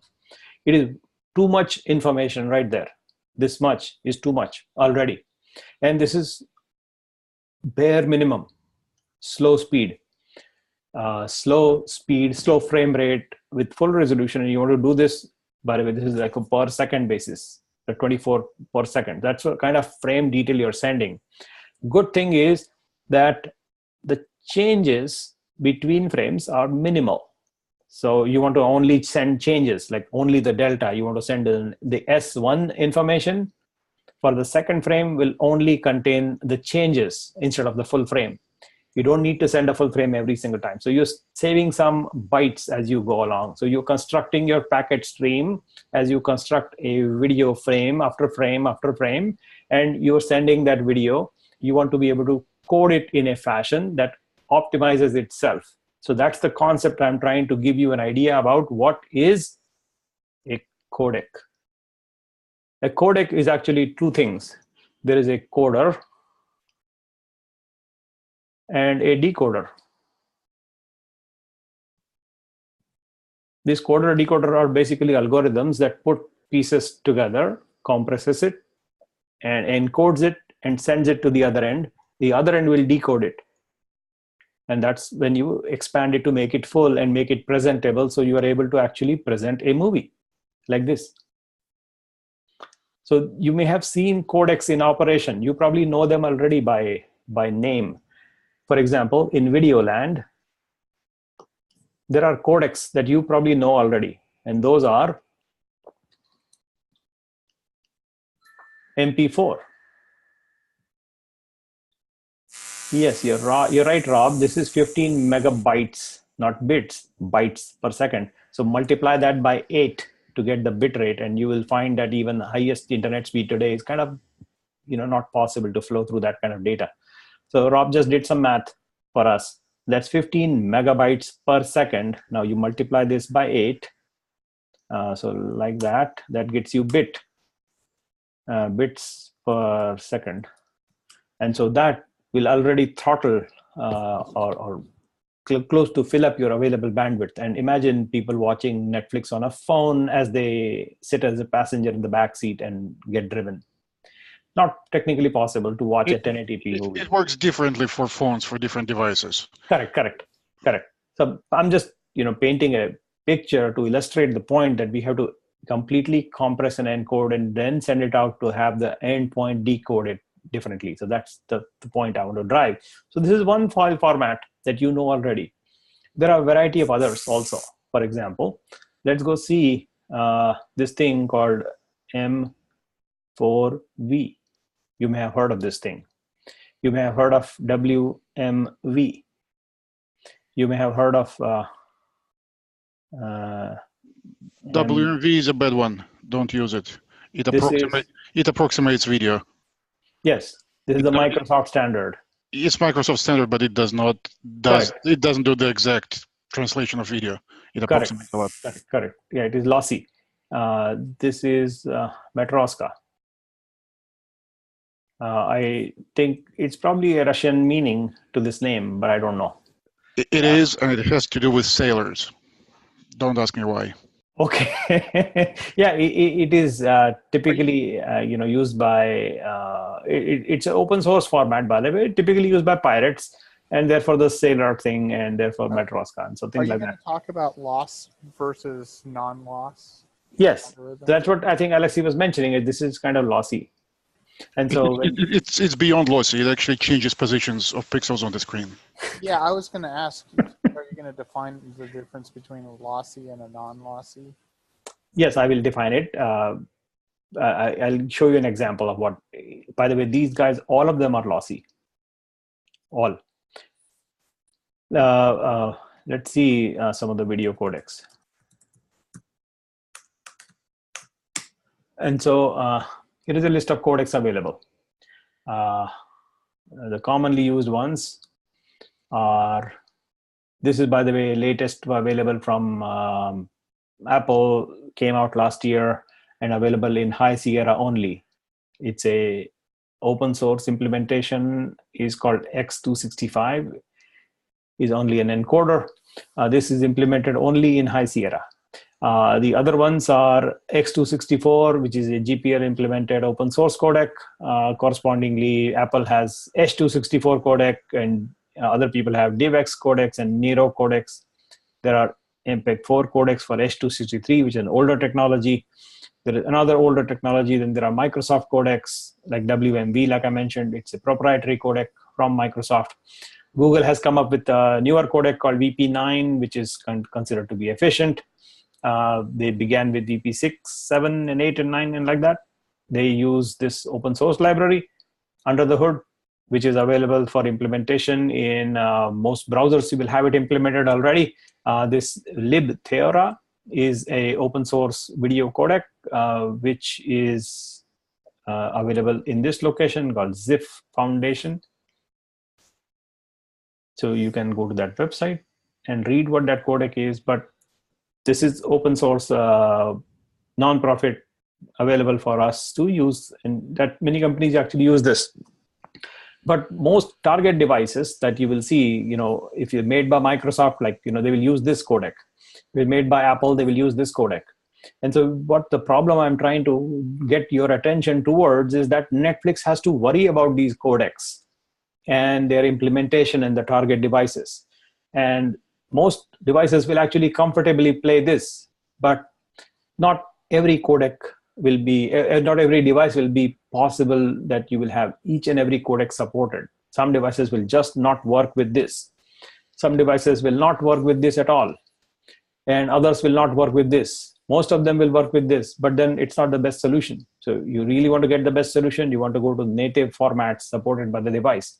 You want to play it on Xbox, you would rather play it on the native format supported on the Xbox by Microsoft. So then the complexity of problem that Netflix has to handle in coding and decoding is to make sure that not only the video format of a video that comes from Hollywood, for example, and let's imagine that the Hollywood video that gets shot in a real movie actually is the fullest raw possible resolution movie available, and that's the source. The source file for a video that comes out, like, let's call it, what's the latest movie here? Black Panther. So Black Panther comes out, the source file is available and is made available eventually to Netflix. Netflix will eventually get it. So at that time, this source file has to come. It is as big as, think of it as the IMAX file, just approximating like that. It is not exactly IMAX format, but just telling you that it could be as large as 18,000p. That's the source that Netflix might receive. Hey, here, my movie is now available for Netflix to play at some point after the release. So a typical release comes out with a premiere, then actual full screen shows in theater, and at some point they'll decide that they'll drop the DVD out. And after some point, at the time when they drop the DVD, this item becomes available as rental in iTunes or Amazon website, Amazon Video, and other places, Google Video. They will make that rental available. And after some days, it becomes available in Netflix streaming services. So that time that these companies decide how much time you want to spend here is basically driven by the money they want to make. So if it is a really popular movie, they want to grab as much money here as possible. And so collect all that cash up front from the theater.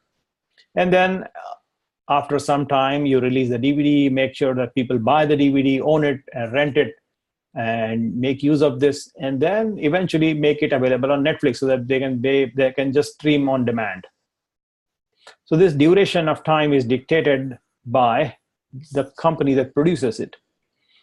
Once you receive that source file for Netflix, Netflix has to really take a large format raw source file and now worry about how do we get this out to these devices. Like, that's the target customer, right? Our customer is sitting on these variety of devices, and each one of them is a different form factor, different codec, different aspect ratio. And you can see in this picture that I already pasted is this, where is that result? Yeah, here, this picture, right? This picture already has a variety of non-uniform aspect ratios of height versus width ratio is different. The sizes are different. The manufacturer may decide to implement one codec versus the other. That is also different. And then we briefly discussed the video codec aspect, like MP4, M4V, WMV, MKV, and Theora, which is open source. Similar to this video idea is the other idea called audio. And so in audio, the very commonly used format that you already know is this. If you're using Apple devices, it is going to be M4A. If you're using Windows devices, it is going to be WMA. If it is open source, you will probably use OGG or FLAC. And these guys are free lossless audio codec. So what this idea is, free lossless audio codec, is called FLAC. What FLAC is essentially, you may have also known of another format that you probably don't use too much, but you know it. I think that format, you know it as WAV. This is the raw file, raw audio. Wave. Yeah, the WAV file, the actual raw as you record something. So that's the true. This is the truth, I would say. This is the truth of actual source. So that's where the raw WAV file comes from the actual mouth or any natural sound that you want to record. That's the raw file. You can convert a raw file into any of these formats as you like. Most of these formats are lossy. This one is not. And I'll describe what that means mathematically in form of a picture. So here is the idea. If you have a raw file, you make it go through some process, and as a result, you get some output. The output either can be lossy, or another output that you want may be lossless. So if you receive the lossless output, you can mathematically construct like revert and get back to this file again, provided you are using a lossless format for your reversion. You can receive this raw file back. So you basically, let me simplify it. So if you take a raw file like this, raw file, and then you put through a process, and let us discuss the lossy later. You go through a lossless process, you get an output, that is great, you store it, then you delete the raw file. And then you revert the lossless back to raw. And now you can compare this output with what was given as an input, and you will find that they are the same. That is what is meant by that is what meant by lossless encoding and decoding. So this is the encoding process. This is the decoding process. So when you encode and decode, you get the original result back. That process is lossless. The moment you are not able to get the exact output back, like you get some result, you can produce a raw audio, but it will not match this. And so when it doesn't match, it to human ear, it is going to be almost similar. You cannot tell by listening to it whether a particular output that you hear, which doesn't actually match the original, in that scenario, it will be not lossless, but it will be lossy. So that's the idea difference between what is lossy versus what is lossless. It is a mathematical concept when you process through encoding and decoding and you get the original result back, which is mathematically same, actually exactly byte by byte same. That is what is called a lossless process of encoding and decoding, and only some algorithms allow that, others don't.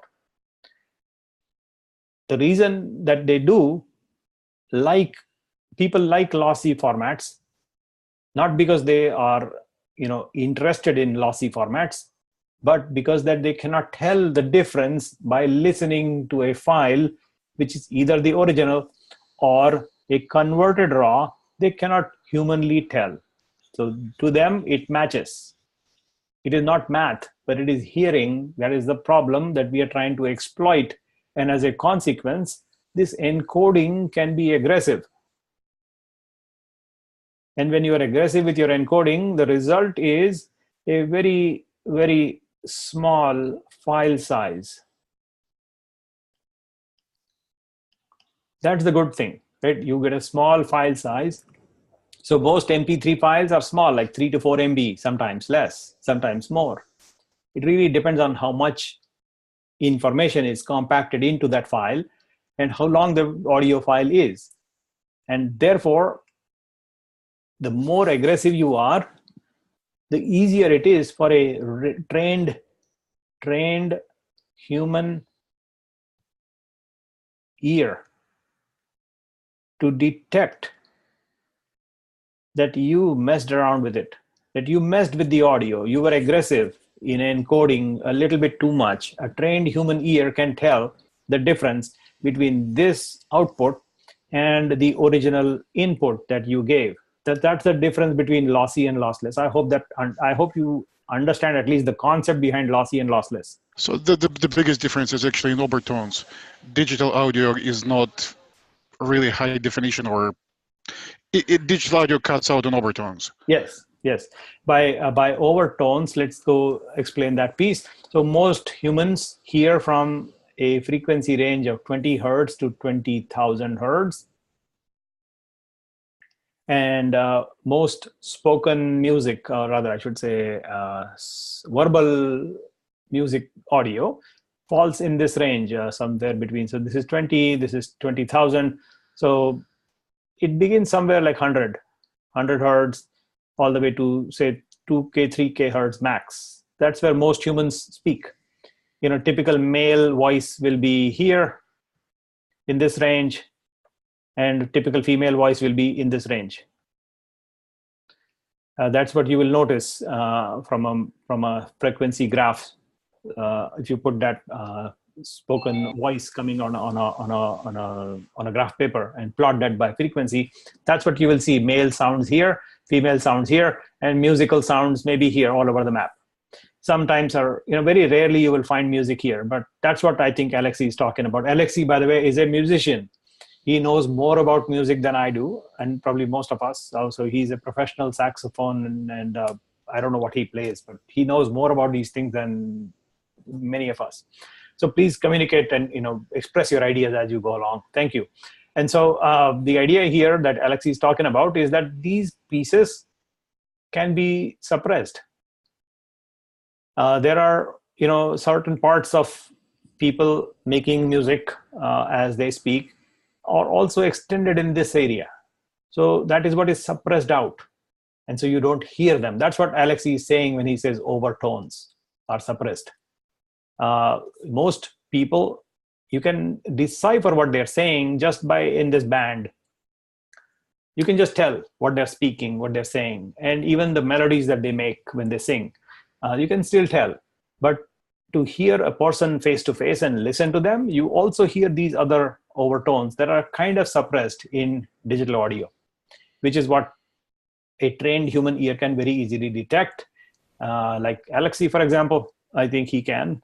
I cannot tell, from a bad audio and a good audio. Although I think I can. Sorry, I can. Yes, I know many of you who have trained yourself to do that can tell. I have no idea. So, I pretend to tell, but I know I cannot tell. Nilesh or Alexei, I was reading something a long time ago about when I was working with these files myself, and I thought there was a compression aspect to this where they were on the compression encoding side to get these small files.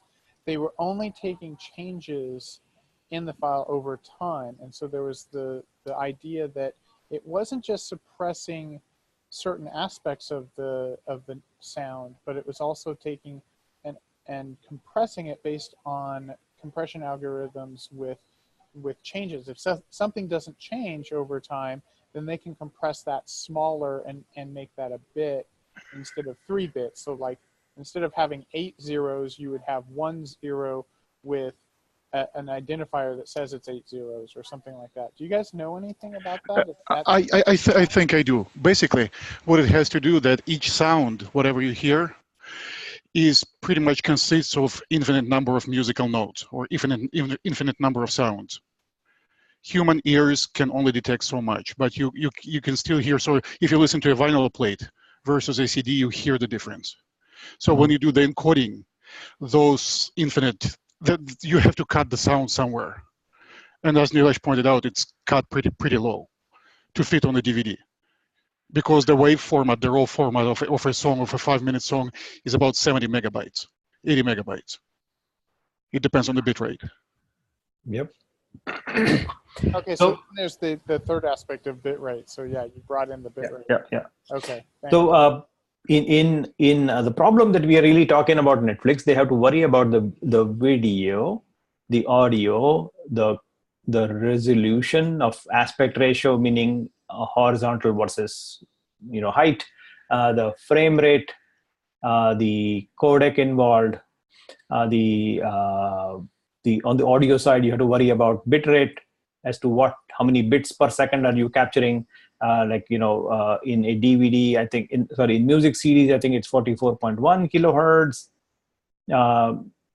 In DVD, it is 48 kilohertz, and some other devices have higher bit rates that they capture. But in true acoustics, you want to go as high bit rate as technically possible. The fact that you're digitizing it makes it bad.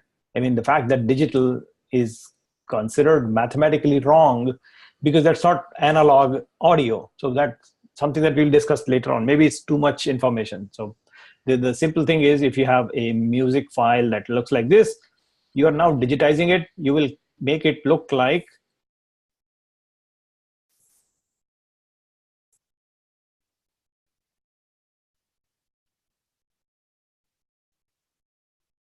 something like this. So the fact that you did it like this distorts it. And the red is digital, the blue is analog audio. So that is what is distortion, which is what digital does. And it makes the file size small, but that's not true audio from an audio purist perspective. So in our case here, let me change the ink again, is bit rate. Then we have to worry about the codec involved, codec in hand. And we have to carry these things together in sync. And we have to deliver this entire series of packets to the endpoint, to the target user in a variety of devices. There are these devices out there, like all these places where people watch Netflix. So that's the challenge that Netflix has to begin with. That's one part of the challenge, by the way. The other challenge that Netflix has is the long tail. There are probably more than 1 million movies, or maybe even more. How many movies on the internet today? How many movies on Netflix? Let's go see that. How many movies on Netflix in 2017? So let's go find out how many are there. So how many movies are available? There is interesting news. So the number of movies on Netflix is dropping fast, apparently. So it is dropping. And best movies. Now I want to see the number of movies. Apparently it is dropping, and that may be a reason that they're doing it. But bottom line is, this long tail that I mentioned is the number of movies that you want Netflix to carry at a given time, which can be long, depending on how many countries that makes movies and how many languages Netflix wants to support. Not just Hollywood, but a variety of other woods. Like I mentioned briefly, Hollywood, Tollywood, Bollywood, and other places. These are not joking. I'm not joking about these words. They actually are referred to like that. You can see Bollywood at least. Right there, Wikipedia, Bollywood. And so it's known for its quantity. No quality there. There is some quality. Rarely you will see that. But mostly it is quantity. Yeah, total produced feature films in 2017 are 364. I mean, one movie a day. That's how it rolls. Okay. That's craziness of Bollywood. But that long tail, now you have to deal with probably 1 million movies that exist out on the in the planet, in our world. Not that Netflix wants to keep each and every movie available ever, but having a long tail selection is a good thing. So you have to worry about making sure that these millions of movies are actually available. I'm not sure if it's actually a million number, but I'm just saying. But they're shrinking, as you saw the news. Is that list of movies available is a really, really long list. The long tail, the entire tail from here onwards. The head is something that Netflix doesn't get to play in because of money reasons. The reasons are simply that Hollywood wants to first go in the theater, then eventually at some point roll out with the DVD, and then after some time the DVD is sufficiently sold that they then make it available on Netflix. So that delay actually gets them out of the head game. So they play in the long tail. That's the choice that they have. So once that movie becomes available, and many of these movies already are available to Netflix, they need to make sure to have a system that makes these choices of movies available to users in every single device that they currently support, like all these devices. So how do we actually implement such a system that makes it available for the end user with these crazy expectations that people have? Like really crazy. And I want to watch a movie. I wanted to watch it now, and I just get to watch it. And here is one more, by the way, that somebody mentioned, which is actually a true case. I want to watch a movie, watch half a movie at home, and then drive and watch the rest. That is possible today. So you can, pause and resume from one device and go on to the other device. That is also possible. It works flawlessly, by the way. So that's another request people had, and Netflix implemented that. So to have these kind of feature sets available and implemented from a user's perspective, let's understand what does it need to go under the scene, behind the scene, from a Netflix employee's perspective. What would they need to actually do to make things happen in the context of using the Amazon's cloud? So I'm actually going to find a good picture for us to further discuss. So that's what I'm doing right now, is going to look at that picture that I have saved here somewhere. I'm going to identify it and then discuss further so that we can actually make some interesting discussion around it. I think this is a good picture. Okay, I found it. I will also share this picture with you. So you can also have it locally available to you. So that picture is, how do I share it with you? I need to find it somewhere here first. So let me grab it and share it with you. This picture needs to go to Slack chat. So that picture, Slack chat. And I'll make it available to you locally so you can just browse around as you go. And that picture is coming to you. No, not that picture. No. That's not a file format you can read. So I want to export it as PDF. And then drop it on your machine in Slack.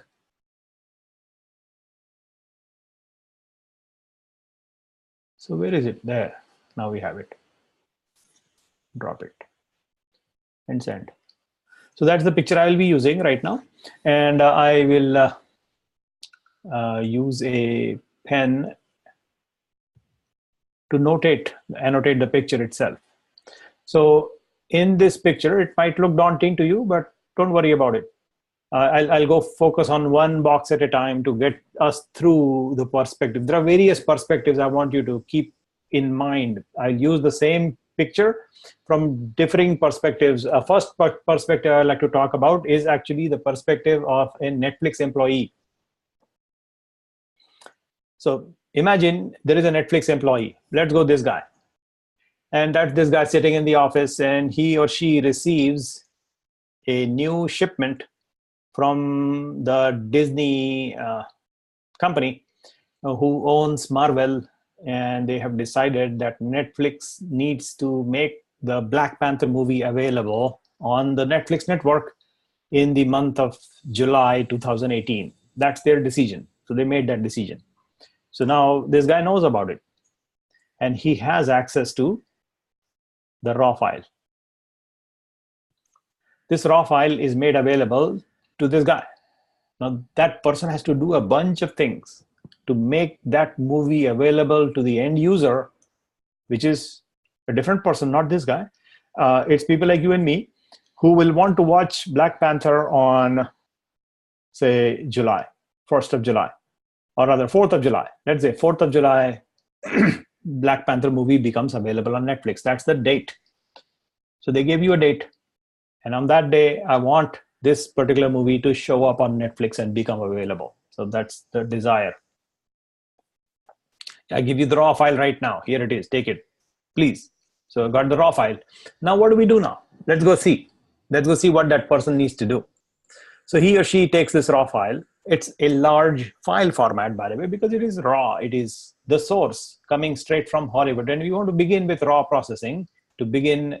And then we have to actually make sure that we are able to serve that particular video to every single target device that we want to support in our company, right? These smart TVs and media players and game consoles and all these devices that I'm talking about, the client endpoint devices, all these guys, all these machines, equipment in people's homes and cars and wherever they live, they need to serve the video. Black Panther, 4th of July, 2018. And today it is February 21st. So we have enough time, ample time for us to prepare ourselves to make sure that this happens. So now let us go understand what does it take to make that thing happen. And we'll continue with the video. I think I closed it by accident. Yeah, I think I closed it by accident. So here it is. So that raw file becomes available to this guy. Now he or she has to take that file and somehow manage to upload it to the cloud.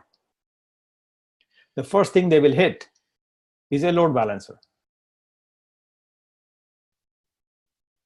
And this load balancer is basically here in the picture to address the need of internal company employees trying to accomplish similar goals, which is to somehow have a way to provide the raw sources into the cloud system. Now, I am using a person as an expression. It doesn't need to be a human being. It does not need to be. I'm just showing you as an example of a person because I saw this picture there, but it doesn't need to be a person. It can be another machine that takes this raw file and uploads it into the system, into the cloud, to make it go through motions and steps to make things happen for the Netflix customers on July 4th. So it is presented like a person, but it doesn't need to be a person. That's the point I want you to remember. It's some entity, let's call it an entity, that provides the raw sources. It can be an employee, but doesn't need to be an employee. And that entity uploads into a load balancer. And what this load balancer is doing is balancing the load of these entities, like this guy, or other people or other machines trying to provide sources of files coming into the system, into the Netflix system for further processing. So that's that function of this load balancer. What this balancer will do is automatically scale the number of these boxes from 1 to 2 to 3 to any number needed. And these boxes will handle your upload of any raw files coming in. As things come along, that's what you will see happen, is that this particular load balancer will handle scaling of your upload servers. Now, what's the purpose of these upload servers? It's very, very simple. The first thing they do is take that raw file and dump it in a bucket. So the raw file sits right there. The second thing that they would like to do is to mark an entry in a queue. Now this queue they are shown is implemented using the simple queuing service, SQS, which is an Amazon service, SQS. And so that is this service available in Amazon, but this is actually very easily substituted by this service, this open source software. It's called RabbitMQ, and you can use it if you don't want to use that thing. So it's up to you. It's easy to use, just simple queuing service. You don't have to set up anything, but if you want to, you can. And there is a Docker image for that. So you can say Docker Rabbit. There it is. And so you can use the Docker image very, very easily, effortlessly. Say Docker pull RabbitMQ, and some examples of how to run it are available right here. Docker run. Where are those? Yeah, running the daemon. So here it is, Docker run, blah, blah, blah, blah, blah, right there. So it runs RabbitMQ for you, which is basically this thing. Same thing, more or less. There's some differences, but not really that will prevent you from using other tools like this. Nilesh, is there a good spot for a break tonight at all? I think the good spot is when you want it. So it is now. The spot is right now. So whenever you want it, that's the break time. All right, thank you. Oops, 53 minutes, are we kidding? Okay, leave this page, get to 7-minute timer, that's good. So a break is when you want it.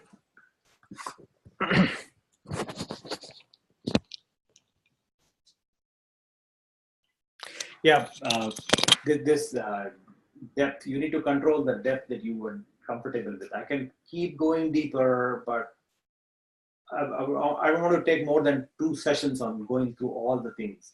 If you get bored at any point in time, say, hey, enough of it, too much, move on, please tell me so, and I will move on.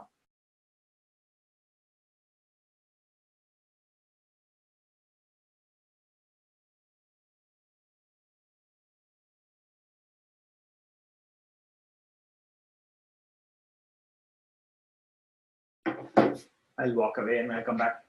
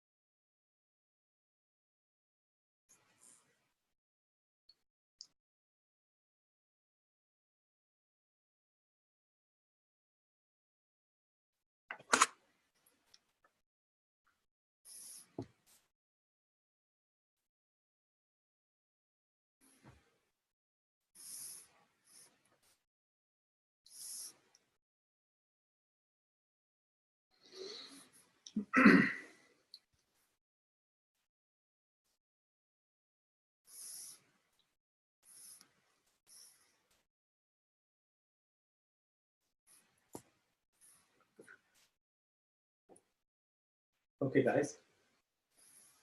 Let's see if you're back. Elish, microphone. Thank you. Thank you, sir. Good catch. Yeah. I forget that. All the time. After every break, I mean, without fail, I forget it. But thank you, John. You're there. Appreciate that. So let's see. I think people are back. And let's see, activity. So there is this feature set that shows me activity of you, whether you are paying attention. Sorry, whether you are paying attention or not. Apparently, these guys have come up with a feature to tell me that. I don't believe them, but that's what I'm looking at. It's kind of a proxy to your mouse movements and your keyboard activity or something else. I don't know what they do, but this software, Zoom software, has this attentivity metric, which is silly, but they have it here, which tells me whether you're active or not, whether you are, I don't know how they detect it. Maybe they do. Probably they'll look at user input. And if your screen is right in face, is in the foreground or not, whether your mouse is active, whether your keyboard is active. That's what I think they suspect. I suspect that that's what they're looking at to get to an attentivity metric. I don't use any of that, but I'm just saying that that's the evolution of these conferencing software will help the presenter find out if the user is attentive or not. I hope you're attentive because these metrics don't mean anything to me. So I'm closing that window and just moving on. If you find that I'm boring you, please tell me. I think you know how to tell me, like on my face, hey, Nilesh, you're a boring person. So stop that. You're okay to say that. And so please do that. And with that, I'll proceed. What I want to talk about is this picture again. So the first thing that these upload servers will do is just dump that video out in a bucket of some sort, some storage. That's what stores the media files. In addition to that, they're creating an item in the queue. Now, what is this idea behind a queue item? Like, what are we really storing there, and what exactly is the purpose of this queue? That's what I will focus on our next discussion.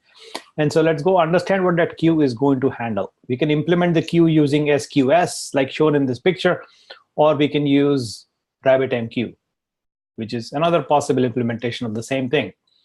Essentially, what we are doing in this job queue is a to-do list. That to-do list is a list of things to do. Now let's understand what that to-do list will contain for a movie called Black Panther that just came in. So in that list of to-do things, so here is my to-do list. And I'm adding one movie, one action item to the system. First action item is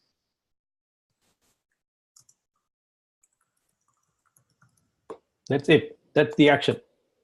Now, the detail behind what that item needs to do in the to-do list item is up to the logic that we will handle. But at the very top level, this is the to-do list item that I want to really keep track of, and make sure that make sure the result is in the bucket. I think that's a better way to describe. I put, rather, please find Black Panther raw in the bucket, and then process Black Panther, and then put a result back in the bucket. So that's the action expected. That's the only action which is kind of similar to every other movie, not just Black Panther, but it applies to other movies. The same thing applies. So it is not about Black Panther this time, but some other movie. For example, the Sholay movie that I have in mind. I don't know why, but that's my favorite movie apparently. So this movie, this is the second item, to-do list is right there. So these to-do list items, item number 2, and more movies come along, I'll add another item like that. And that is what that to-do list practically contains, is process Black Panther, process this movie, process that movie, like that. And so you will accumulate a list of things to do. As new movie comes in, raw sources come in, you find them in the bucket, and a to-do list item is added here in the queue. And then this upload function is done, considered complete. So as soon as the upload is finished, maybe this load balancing system and this auto scaling system may want to shrink the work, because it is not so many new movies coming in, not much upload work.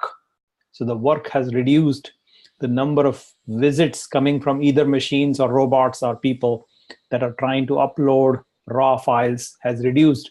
In that case, the upload servers should automatically shrink in the number and reduce down to at the bare minimum, which is maybe 1, or maybe, just bare minimum small machine running something that just lets you know that there is a upload server.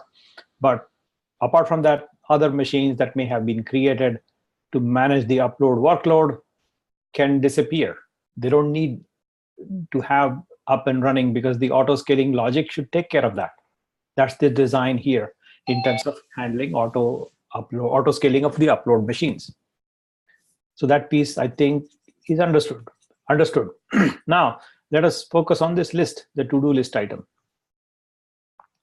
This to-do list is basically a process queue. So I want these things to happen, like process this, process that, process this, process that. And that is what I call a queue. Now, a queue can be represented in a variety of fashions that you probably already know. You may have heard of this thing called a FIFO queue, or a LIFO queue, or some other type of priority queue. If you have heard these words, maybe you haven't, but in simple terms, this is the queue that you find when you go to a grocery store like Safeway. You go to Safeway, you go check out, and you first person reaching the point of checking out, then that person, the first person in, is the first person who gets out. FIFO, F-I-F-O, first in, first out. That's the line. That's the standard line that most people know already. A line forms, you go first, and the first one who reaches there is the first one who gets processed first. That's the FIFO handling. The other queue is the other way. The other way is the non-human way, and that way is called a stack. It is not human to handle people like that. Don't handle people like this, like a stack, but you handle objects like a stack. If I have a stack of things, I can possibly put them in a stack. So here is my item A, here is my item B on top, here is item C on top, I can stack them up and then process the last one first. Last in, first out. LIFO. It is. We call that plate stacking. So that when you Right. stack plates in your cupboard, you put the plates Yep, on exactly. and pick the first one. Yep. So this is this stack construct, which is what plate stacking is, an item stacking, plate stacking. You can stack any idea that you have, but just don't stack people, please, because they'll get offended if you let them last one first. That is not how people expect. This is not inhuman behavior. So that stack applies to objects typically, but if you apply that same logic to people, they'll get offended at you. Having said, there can be other queues, like priority queue, for example. A priority queue is something that is different from these two methods. When you have a priority assigned to some object, like maybe this guy B gets a priority handling because he is considered to be a emergency situation. So maybe B gets processed before C and A. And that's the priority queue handling with a asterisk indicating priority, even though in the queue, it may be a different position. It may be in a stack, it may be in a line, or maybe some other representation, but priority applies to B. And so that asterisk can be any characteristic like emergency situation or maybe premium paying customer or God knows what. A priority class, treatment in airline seats, things of that nature. So a variety of queue implementations in our example. You can apply these logic here in the queue. If it is a Black Panther movie that is scheduled to become available on July 4th, you have ample time. So there is no reason to bump the priority of this Black Panther processing. There is no reason. But maybe there is some movie that came in late and that needs to become available immediately. And so the date of availability is actually scheduled to be March 1st. So that movie that I have in mind is currently not available, and that movie needs to be processed, even though it came later after Black Panther in the input. You can have that marked as processing higher priority and have this movie S processed before others. So that really depends on business logic as to how you want to handle and assign priorities in your queue, in your queuing system. And that's the concept behind understanding queue and its priority handling, whether it is first in, first out, last in, first out, or PQ. Having discussed that, let's go understand further detail on what is the processing involved and how will it work out in this example picture as drawn by Amazon for us. I'm just using the Amazon's media sharing picture to illustrate a point about how would Netflix go about processing these things for the example that we are discussing. It is not exactly how it is not exactly how Netflix has implemented because they don't disclose it, but it is a good approximation of how Netflix could do if they wanted to. It doesn't mean that this is exactly how Netflix has done. I just want you to be clear about that this is the Amazon's interpretation of how media sharing applications should be constructed as a reference architecture. As you can see, these are Amazon's recommendations on reference architecture for media processing and media sharing systems. It doesn't mean that this is exactly how Netflix is designed. I think that's a good disclaimer to have. Now, having understood that piece, now we have a queue in hand, but we need to have somebody to handle the queue processing, right? That queue processing needs to be handled by a bunch of other machines. Let's go see what those machines are. And here are those machines right there. These machines are responsible for pipeline processing. As you can see the name right there. They will handle this queue and they will process it. Processing means what? It means to handle, to have the ability for Netflix to provide the Black Panther movie on all these devices, irrespective of whatever the form factor is, the codec is, and the aspect ratio is, and the audio and video, and God knows all the parameters. All these devices should be able to play Netflix on July 4th. That's the requirement from a business perspective. And that is what this queue dictates. So that is what the processing pipeline will need to do, is to take this item from the queue, which might have the S movie or the Black Panther movie or other movies. But let's say this one is the one that gets picked up by some logic and gets ready to be processed. When that item is getting processed, you will mark it as being processed. So you will mark it something different, like I am under process right now.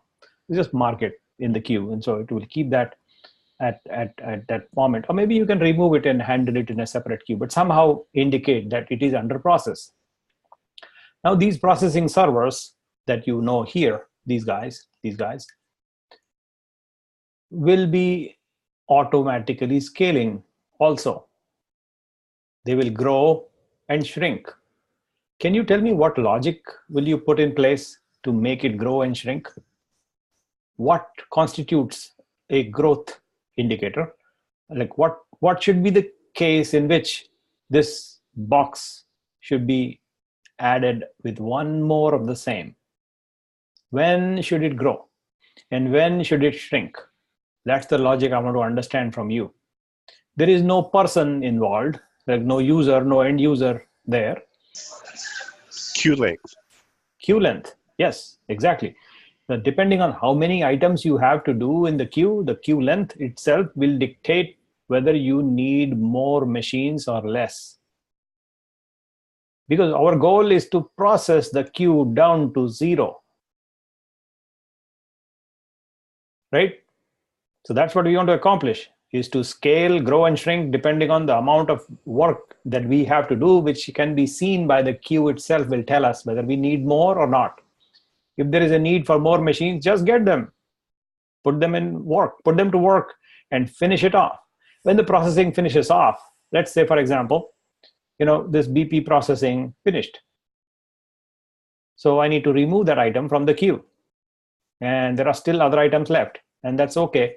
But at the end of the processing, I will have a result here in the bucket that will contain the raw file for the BP movie and also contain all the processed output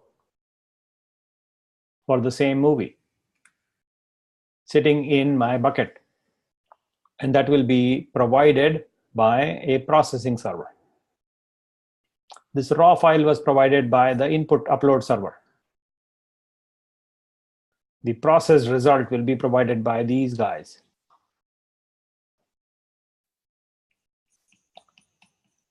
Now let us see another example, another idea here, another idea at play. Imagine now that your processing is going on and your Black Panther movie is under process, and this machine is currently processing Black Panther. Now just imagine if Amazon decides, not that they would, but they could, something might go wrong. Some natural disaster happens, something strikes, and this machine dies. If that happens, let's imagine if that happens. Which could happen, by the way. It's very natural for disaster to strike. And so if you have a disaster at hand, it will happen, like this machine disappears. It was doing your processing, man. It hurts. It died. Now what? What do you do? Automatically create a new one. Yes, create a new one. And what do you do with this item? You begin processing again from the beginning. Just as if you just got a new movie, you just start all over from scratch. You forget that you had this machine died, you just begin from the beginning of processing and just do the whole thing. And when you're eventually done with the processing, you get rid of that machine and you put the result back here. And so that discussion which I just had actually is something that sometimes is out of your control, because things might go bad on you and things might die on you, which might happen. There's nothing wrong with that. It happens all the time. And so what you want to think about is a different idea that I'm going to just tell you like right now, which is, Imagine a situation when you voluntarily want such a thing to happen. When you, or rather I should say differently, I should say when you can afford sudden death. When you can afford sudden death, should you opt for it? That's the right way to describe this idea. Because I'm saying that, you know, if you can, like in this case, you can potentially afford a death of a machine that is processing Black Panther because we have ample time, right? The time is July 4th. We have enough time. Today is March, April, or whatever that month is, February. And so we have ample time, right? So there is ample time. Can we afford sudden death?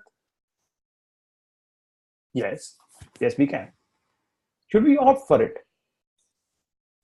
Should we ask for trouble? Maybe. The answer is maybe. The reason is, maybe if somebody is going to pay me money, maybe I will opt for this, right? Give me an incentive to ask for trouble and I will take it because I can afford to take sudden death, right? That's a crazy way to think about, but it is not. And I'll tell you why. If you know what I'm talking about, please tell me. If you know what I'm talking about, please let me know. But I'm going to describe this crazy idea right now, which is, if somebody is going to pay me money, or rather save me money, I am going to willingly opt in for my machines to die, sudden death, because I can afford it. And that is exactly what I think you should do. Because if you know that you can afford a death and somebody is going to pay you money or help you save money, you should opt in. Why not? I will opt in all day long. I'll take the money because I can afford it to die. Do you know what I'm talking about? What exact idea that I'm talking about here? Do you know? Who pays you money? Who saves you money? Okay, let me show you now where it is. So here we go to Amazon's console. Amazon will help you save money if you ask them, rather tell them you're okay with sudden death. That is not how Amazon describes it, by the way. This is my way of describing it, but Amazon calls it something else. We'll tell you about what it calls that thing. So we go to EC2 and we say create a new machine image,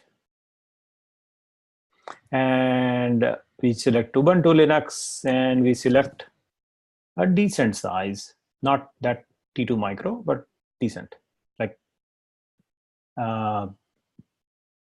yeah, this M4 large looks good to me. So M4 large.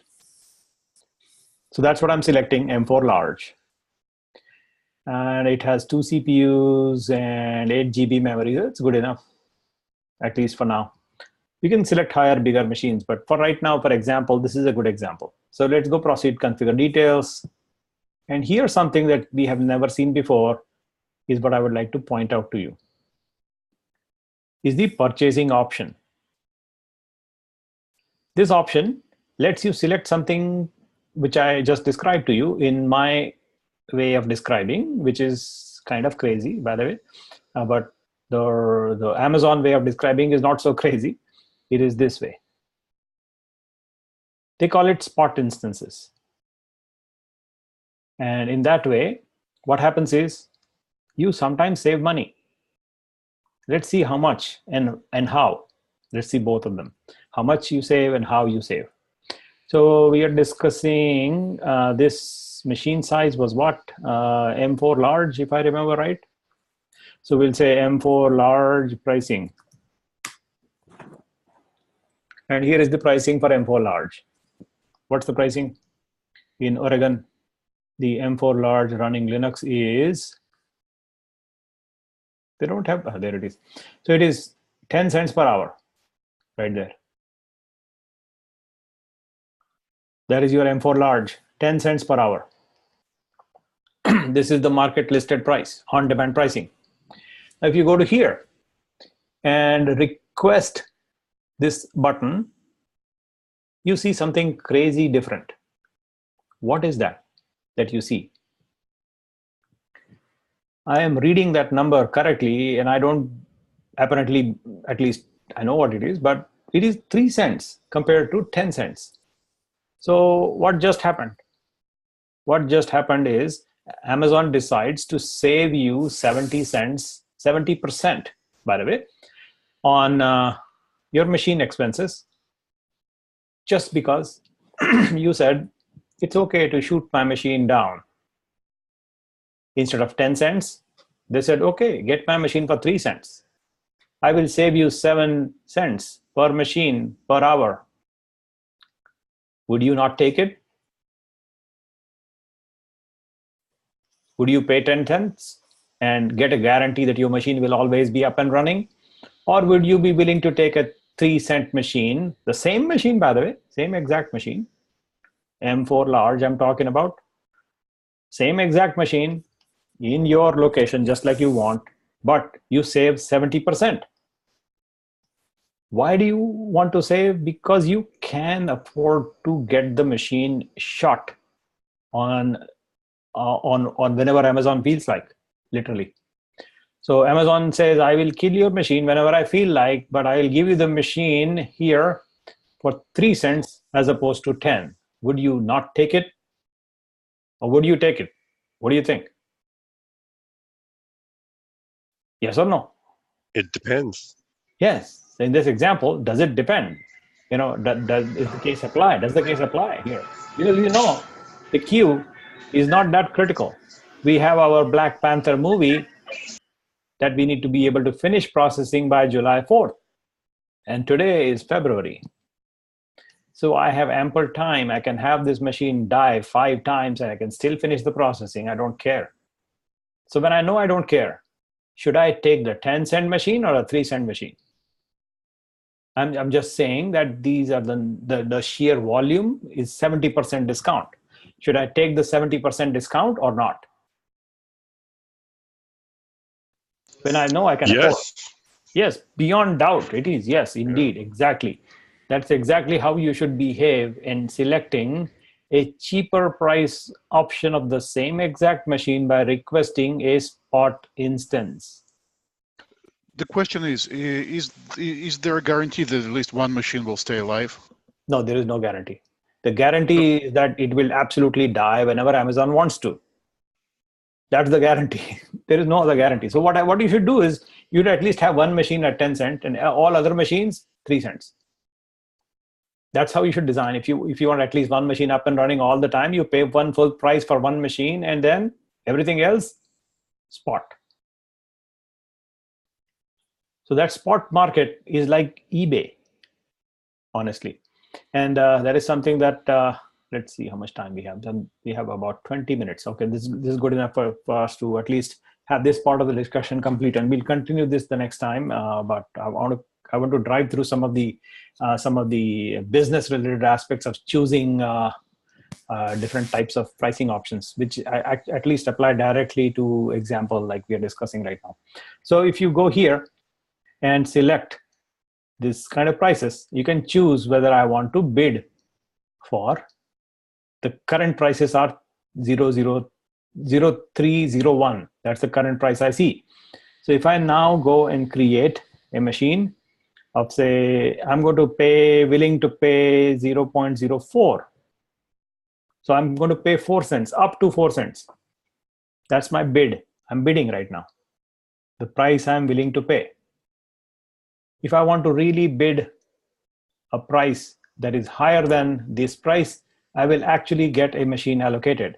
If I bid lower than that number, like 2 cents, and continue to proceed like that, I will not actually receive a machine. I can finish and add some storage and add some tags and configure security groups and select an existing group and all that and review and launch, but I will not receive a machine because my bid is low.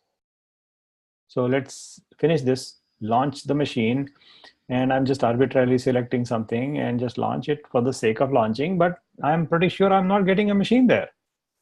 The spot request is submitted, and yes, indeed, that's what I'm going to show you, Kevin, right now. Kevin is asking us the question is somewhere to look where the current availability spot rates of spot instances are, and that is what I'm going to show you right now. Is right here, price history tab.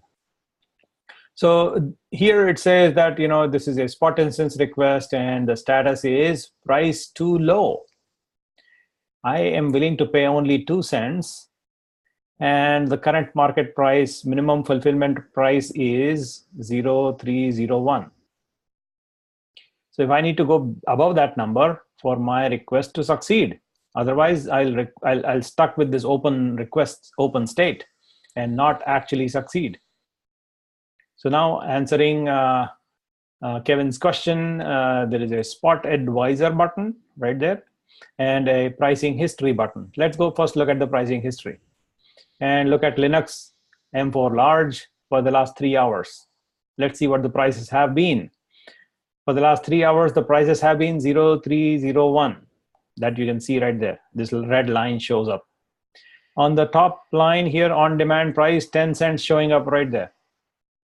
Now let us expand the window opportunity here, window of view here from last 3 hours into last 1 month. And you find that it is still the same 0.301 price for the last 1 full month. Let's go change it to 3 months. And you still find that it is a little bit different here, but then it changes here. So the prices changed a little bit, probably that 0.303 in December, but then it became down to 0.301. Apparently, this is a sign that this particular region in Amazon is underutilized. And therefore, the sustained spot prices are consistently low for the last 3 months. It was a little bit higher here, as you can see. The price numbers in December or before December, November were 0.303, 0.308, and 0.305, as you can see on this side here. That's where the prices are showing up. They slowly drop a little bit even further to 0.301 and are stuck like that. This indicates that Amazon is flush with resources, not too many customers, and therefore, the prices are discounted by 70%, down from 10 all the way to 3. And the discount is kind of persisting for the last 3 months. We don't have enough history to look at. So what I will do is look at some other machine type, not M4 large, but something that is crazy popular these days. And those are your Bitcoin machines. So let's go see them. The GPU compute instances, these guys are popular. So you will see price variations and fluctuations right there. So you can see the current spot prices are 81 cents, 85 cents right now, these days.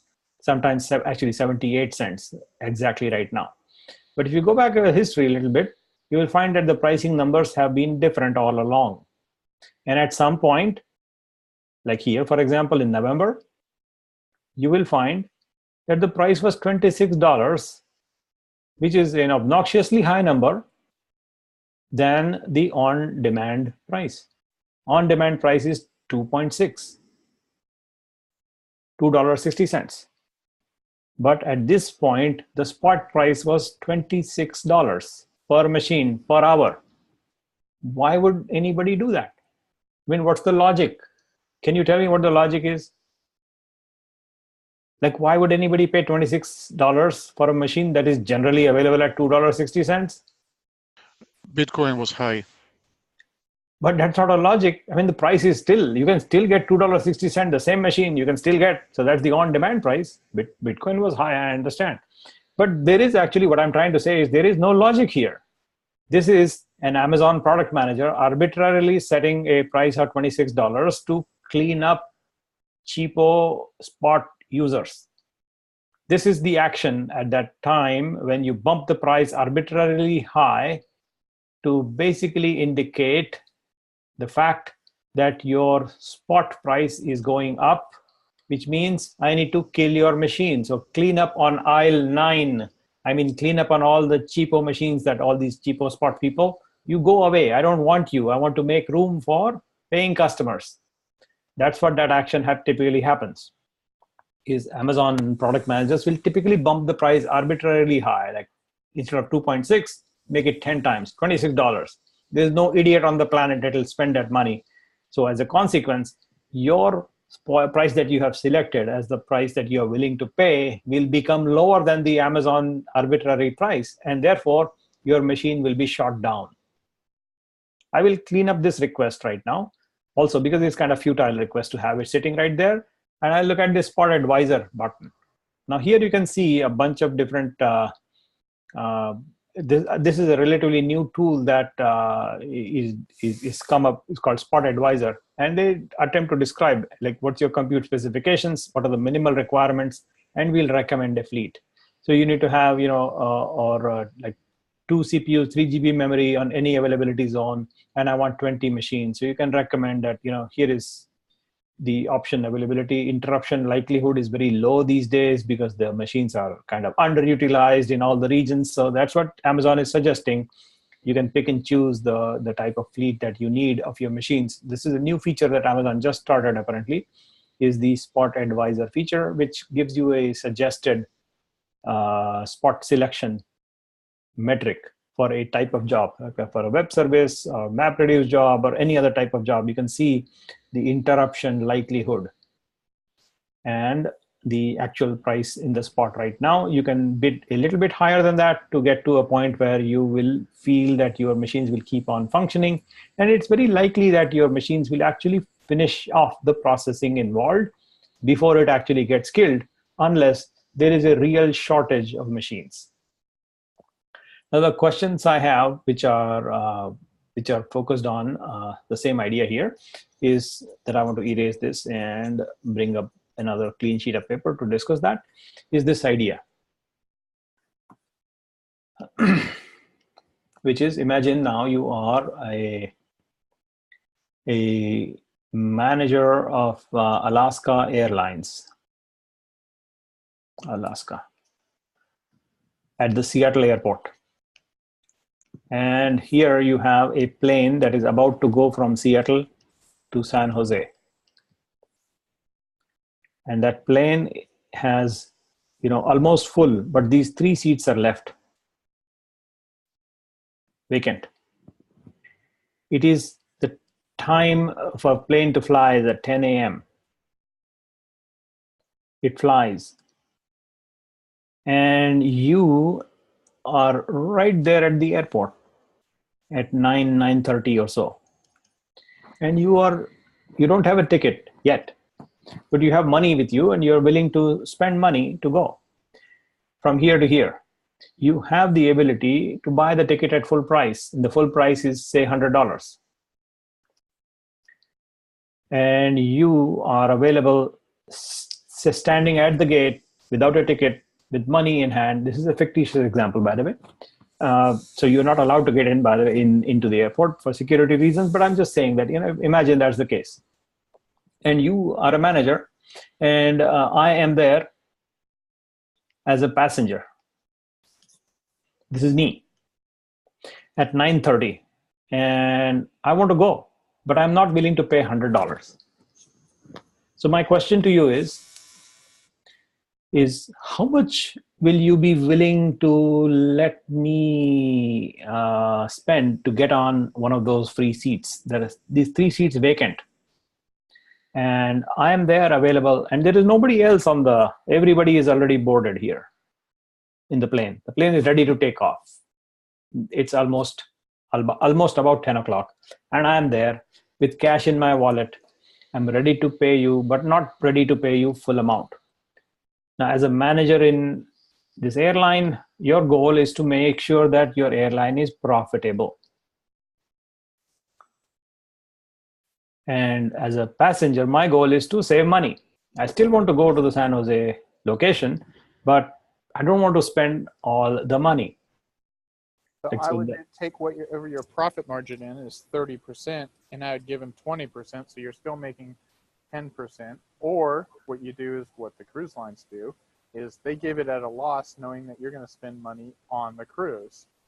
So you can actually do it even at like 50%. So you're losing 20%, and you know that they're going to spend money on the plane by buying drinks and food and other things. So you'll make that money up. Yep, exactly. That's exactly what is going on under the scene in Amazon. Because if you imagine, what Amazon is doing is 10 cents discounted down to 3 cents on a per machine basis. It's a 70% discount. Why would anybody do that, and how can they actually afford to do that? Is because if you don't discount, you're actually wasting resources. I'll describe why and how. In the plane example, we have 3 seats vacant. So there's vacant seats. The plane otherwise is full. All other seats are taken. And so if you let go of this plane and it flies to San Jose, whatever you spend on getting from here to there is already spent. It will cost the same exact amount for you to fly from here to there. Just because you added 1 person, the incremental cost of you adding 1 more passenger, how much is that incremental cost?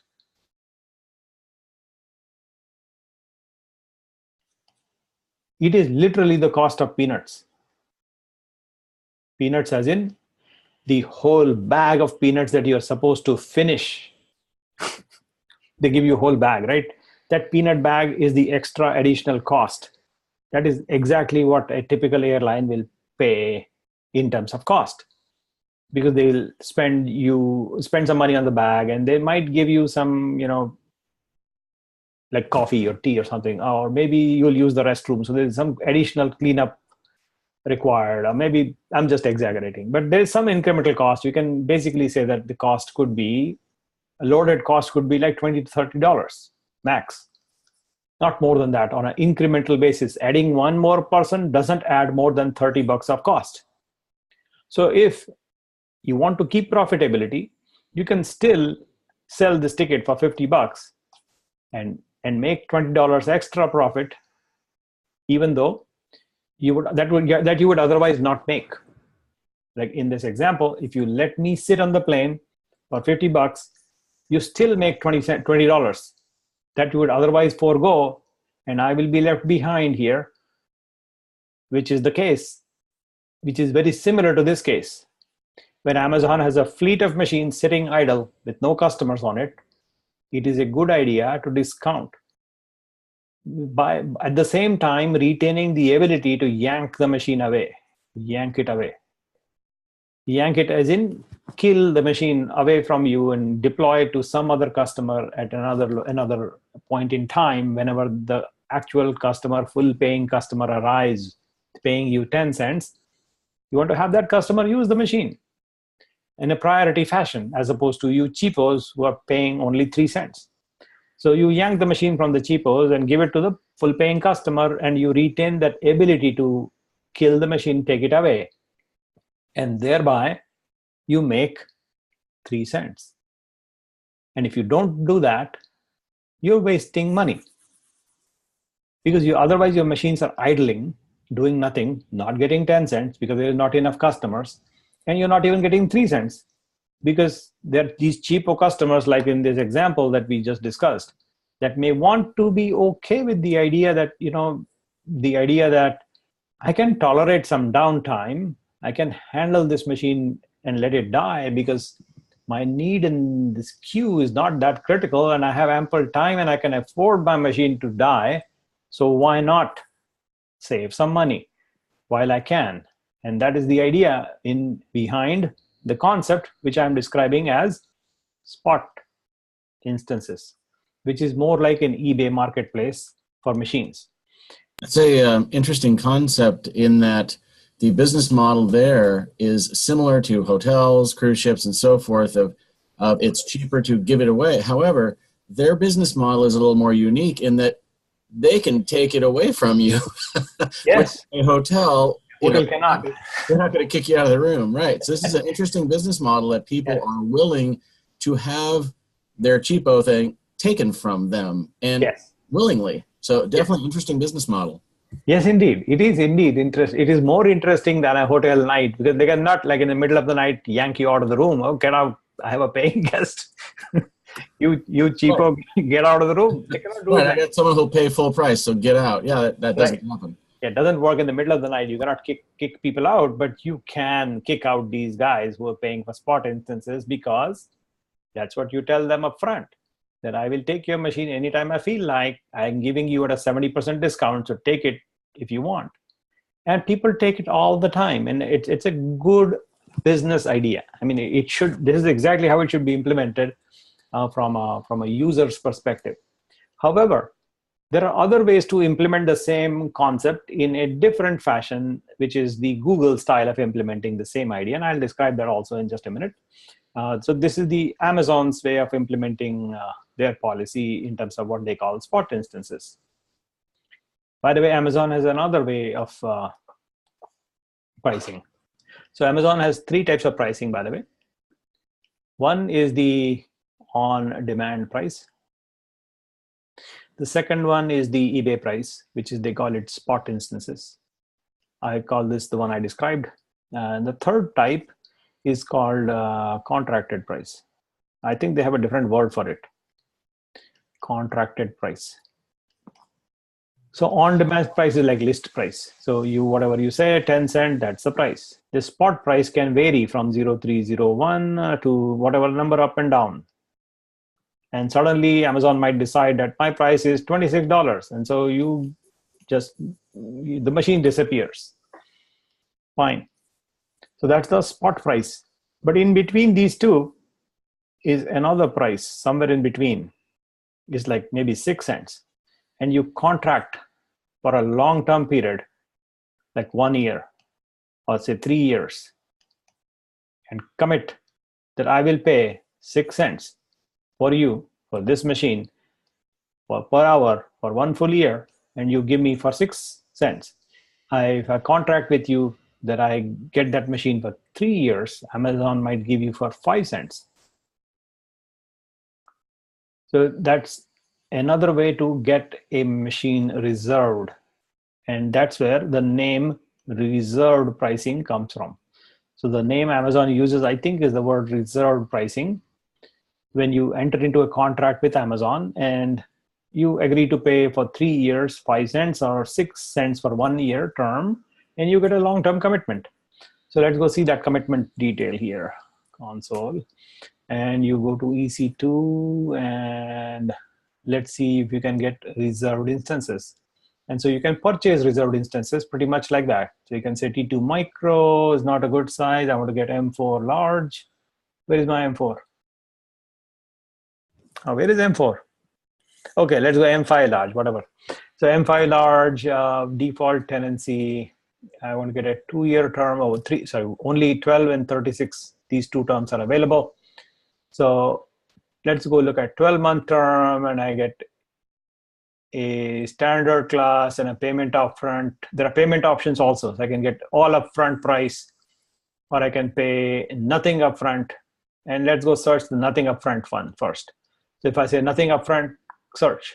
And I get the idea here. 12 months, I pay 6 cents, 6.1 cents, nothing upfront. And I get standard offering class in 1 quantity, and I add to cart and I check out.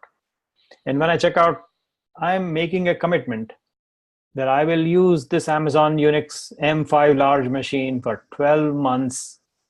Whether I use it or not, doesn't matter. But I will pay you 6 cents, 6.1 cents, hourly basis for the entire 12-month period.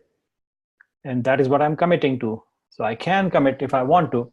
And that is another option of purchase from Amazon. So if you add this to cart or add more to cart, let's go identify another example in which I'm saying that I want to get a 36 months commitment with no upfront pricing, and I search. And I find that I get a 4.2 cent machine, and I add that to cart. And then I view my cart, and I see that I have a 36-month long period commitment, 4.2 cents of pricing. By the way, the numbers I did here in my example, they were made up numbers. The exact numbers are 0.061. and 0.042 as opposed to 5 cents and 6 cents. They're made up numbers as you see them right now. And that's what I'm looking at. So 12-month commitment, 6 cents price, 36-month commitment, 4-cent price. And I can commit that by clicking the purchase button, but I am not going to do that. So I'm going to cancel it out. And here, you can see other variations of the same idea here, which is you pay something upfront, like partially some amount upfront. You can pay some amount, $66 upfront, and you can get the same machine for an hourly rate of 2 cents because you're paying some money upfront right now.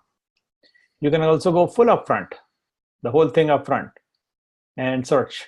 And you will find if you pay $115 right now, you can get one machine, the same.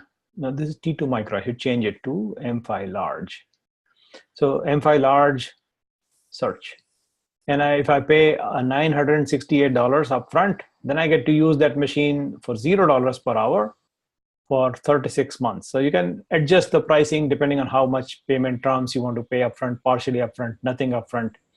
And that is the reserved pricing options available, which is a valid option. The other similar option from Google's side, I think is interesting.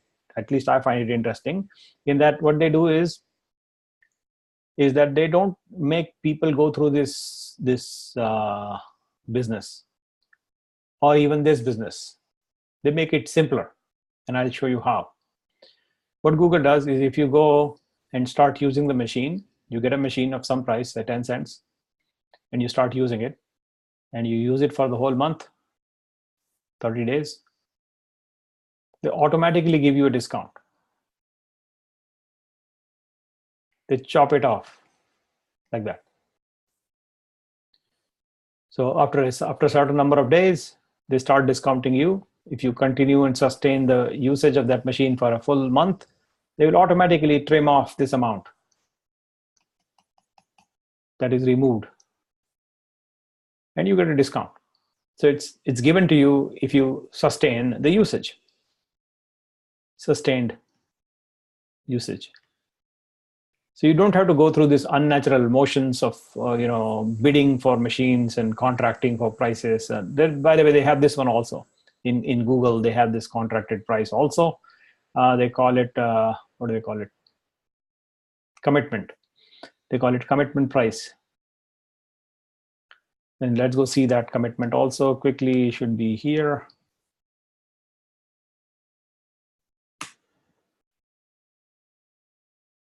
And you can buy commitment. Where is that? Compute engine. Come on. Hello. Hello, Google. Respond to me. Yeah, there it is, compute engine, committed use discount. That's where you will find you can purchase something that you like to make a commitment for 1 year or 3 years, and choose the machine type, high memory, high CPU, standard size, how many machines you want, and you make a commitment that I will use this machine. So I get a monthly total bill of $15. I'm committing to use it for 3 years. So as a result of this commitment, I will be getting a $20 discount per month. Otherwise, the machine is going to be $36, but I am going to pay only $15 because I'm making a commitment for 3-year term, 3 years. That's the idea that Google has in terms of giving you long-term usage discounts for a commitment that you make, which is basically like reserve pricing here in Amazon's case. So it's similar to this contracted reserve price. For eBay style pricing, Google thinks it is complicated, that you have to go and bid for it, and the machines might go away from you. So they just give it to you. Like sustained use discount, you use it, you get it. No matter what, whether you are using it or not, the moment that they notice that you are actually using and continue to use a machine for a longer period of time throughout the month, they just give you the discount. So that sustained use discount in Google Cloud is described here. So when they describe you, if you run an instance at the rate of at a monthly usage level of 25%, no discount. Up to 50%, you use the machine throughout a month, you get 80% of the base rate. If you use up to 75, 60%, you use 100% of the time, you get a 40% of the base rate. That's just given to you automatically, which is what you notice in case of Google's, and graphically it is represented by this picture. Effective discount percent increases as the percent of month used increases. So it's up to 30%. We're at time. Oh, we crossed the time. Okay. So we'll get together again. We will get together on 23rd, which is Friday at 4 o'clock. And with that, I'll pause recording, and I forget to thank you for, I lose my sense of time completely. You may have noticed that by now. So let me stop recording, and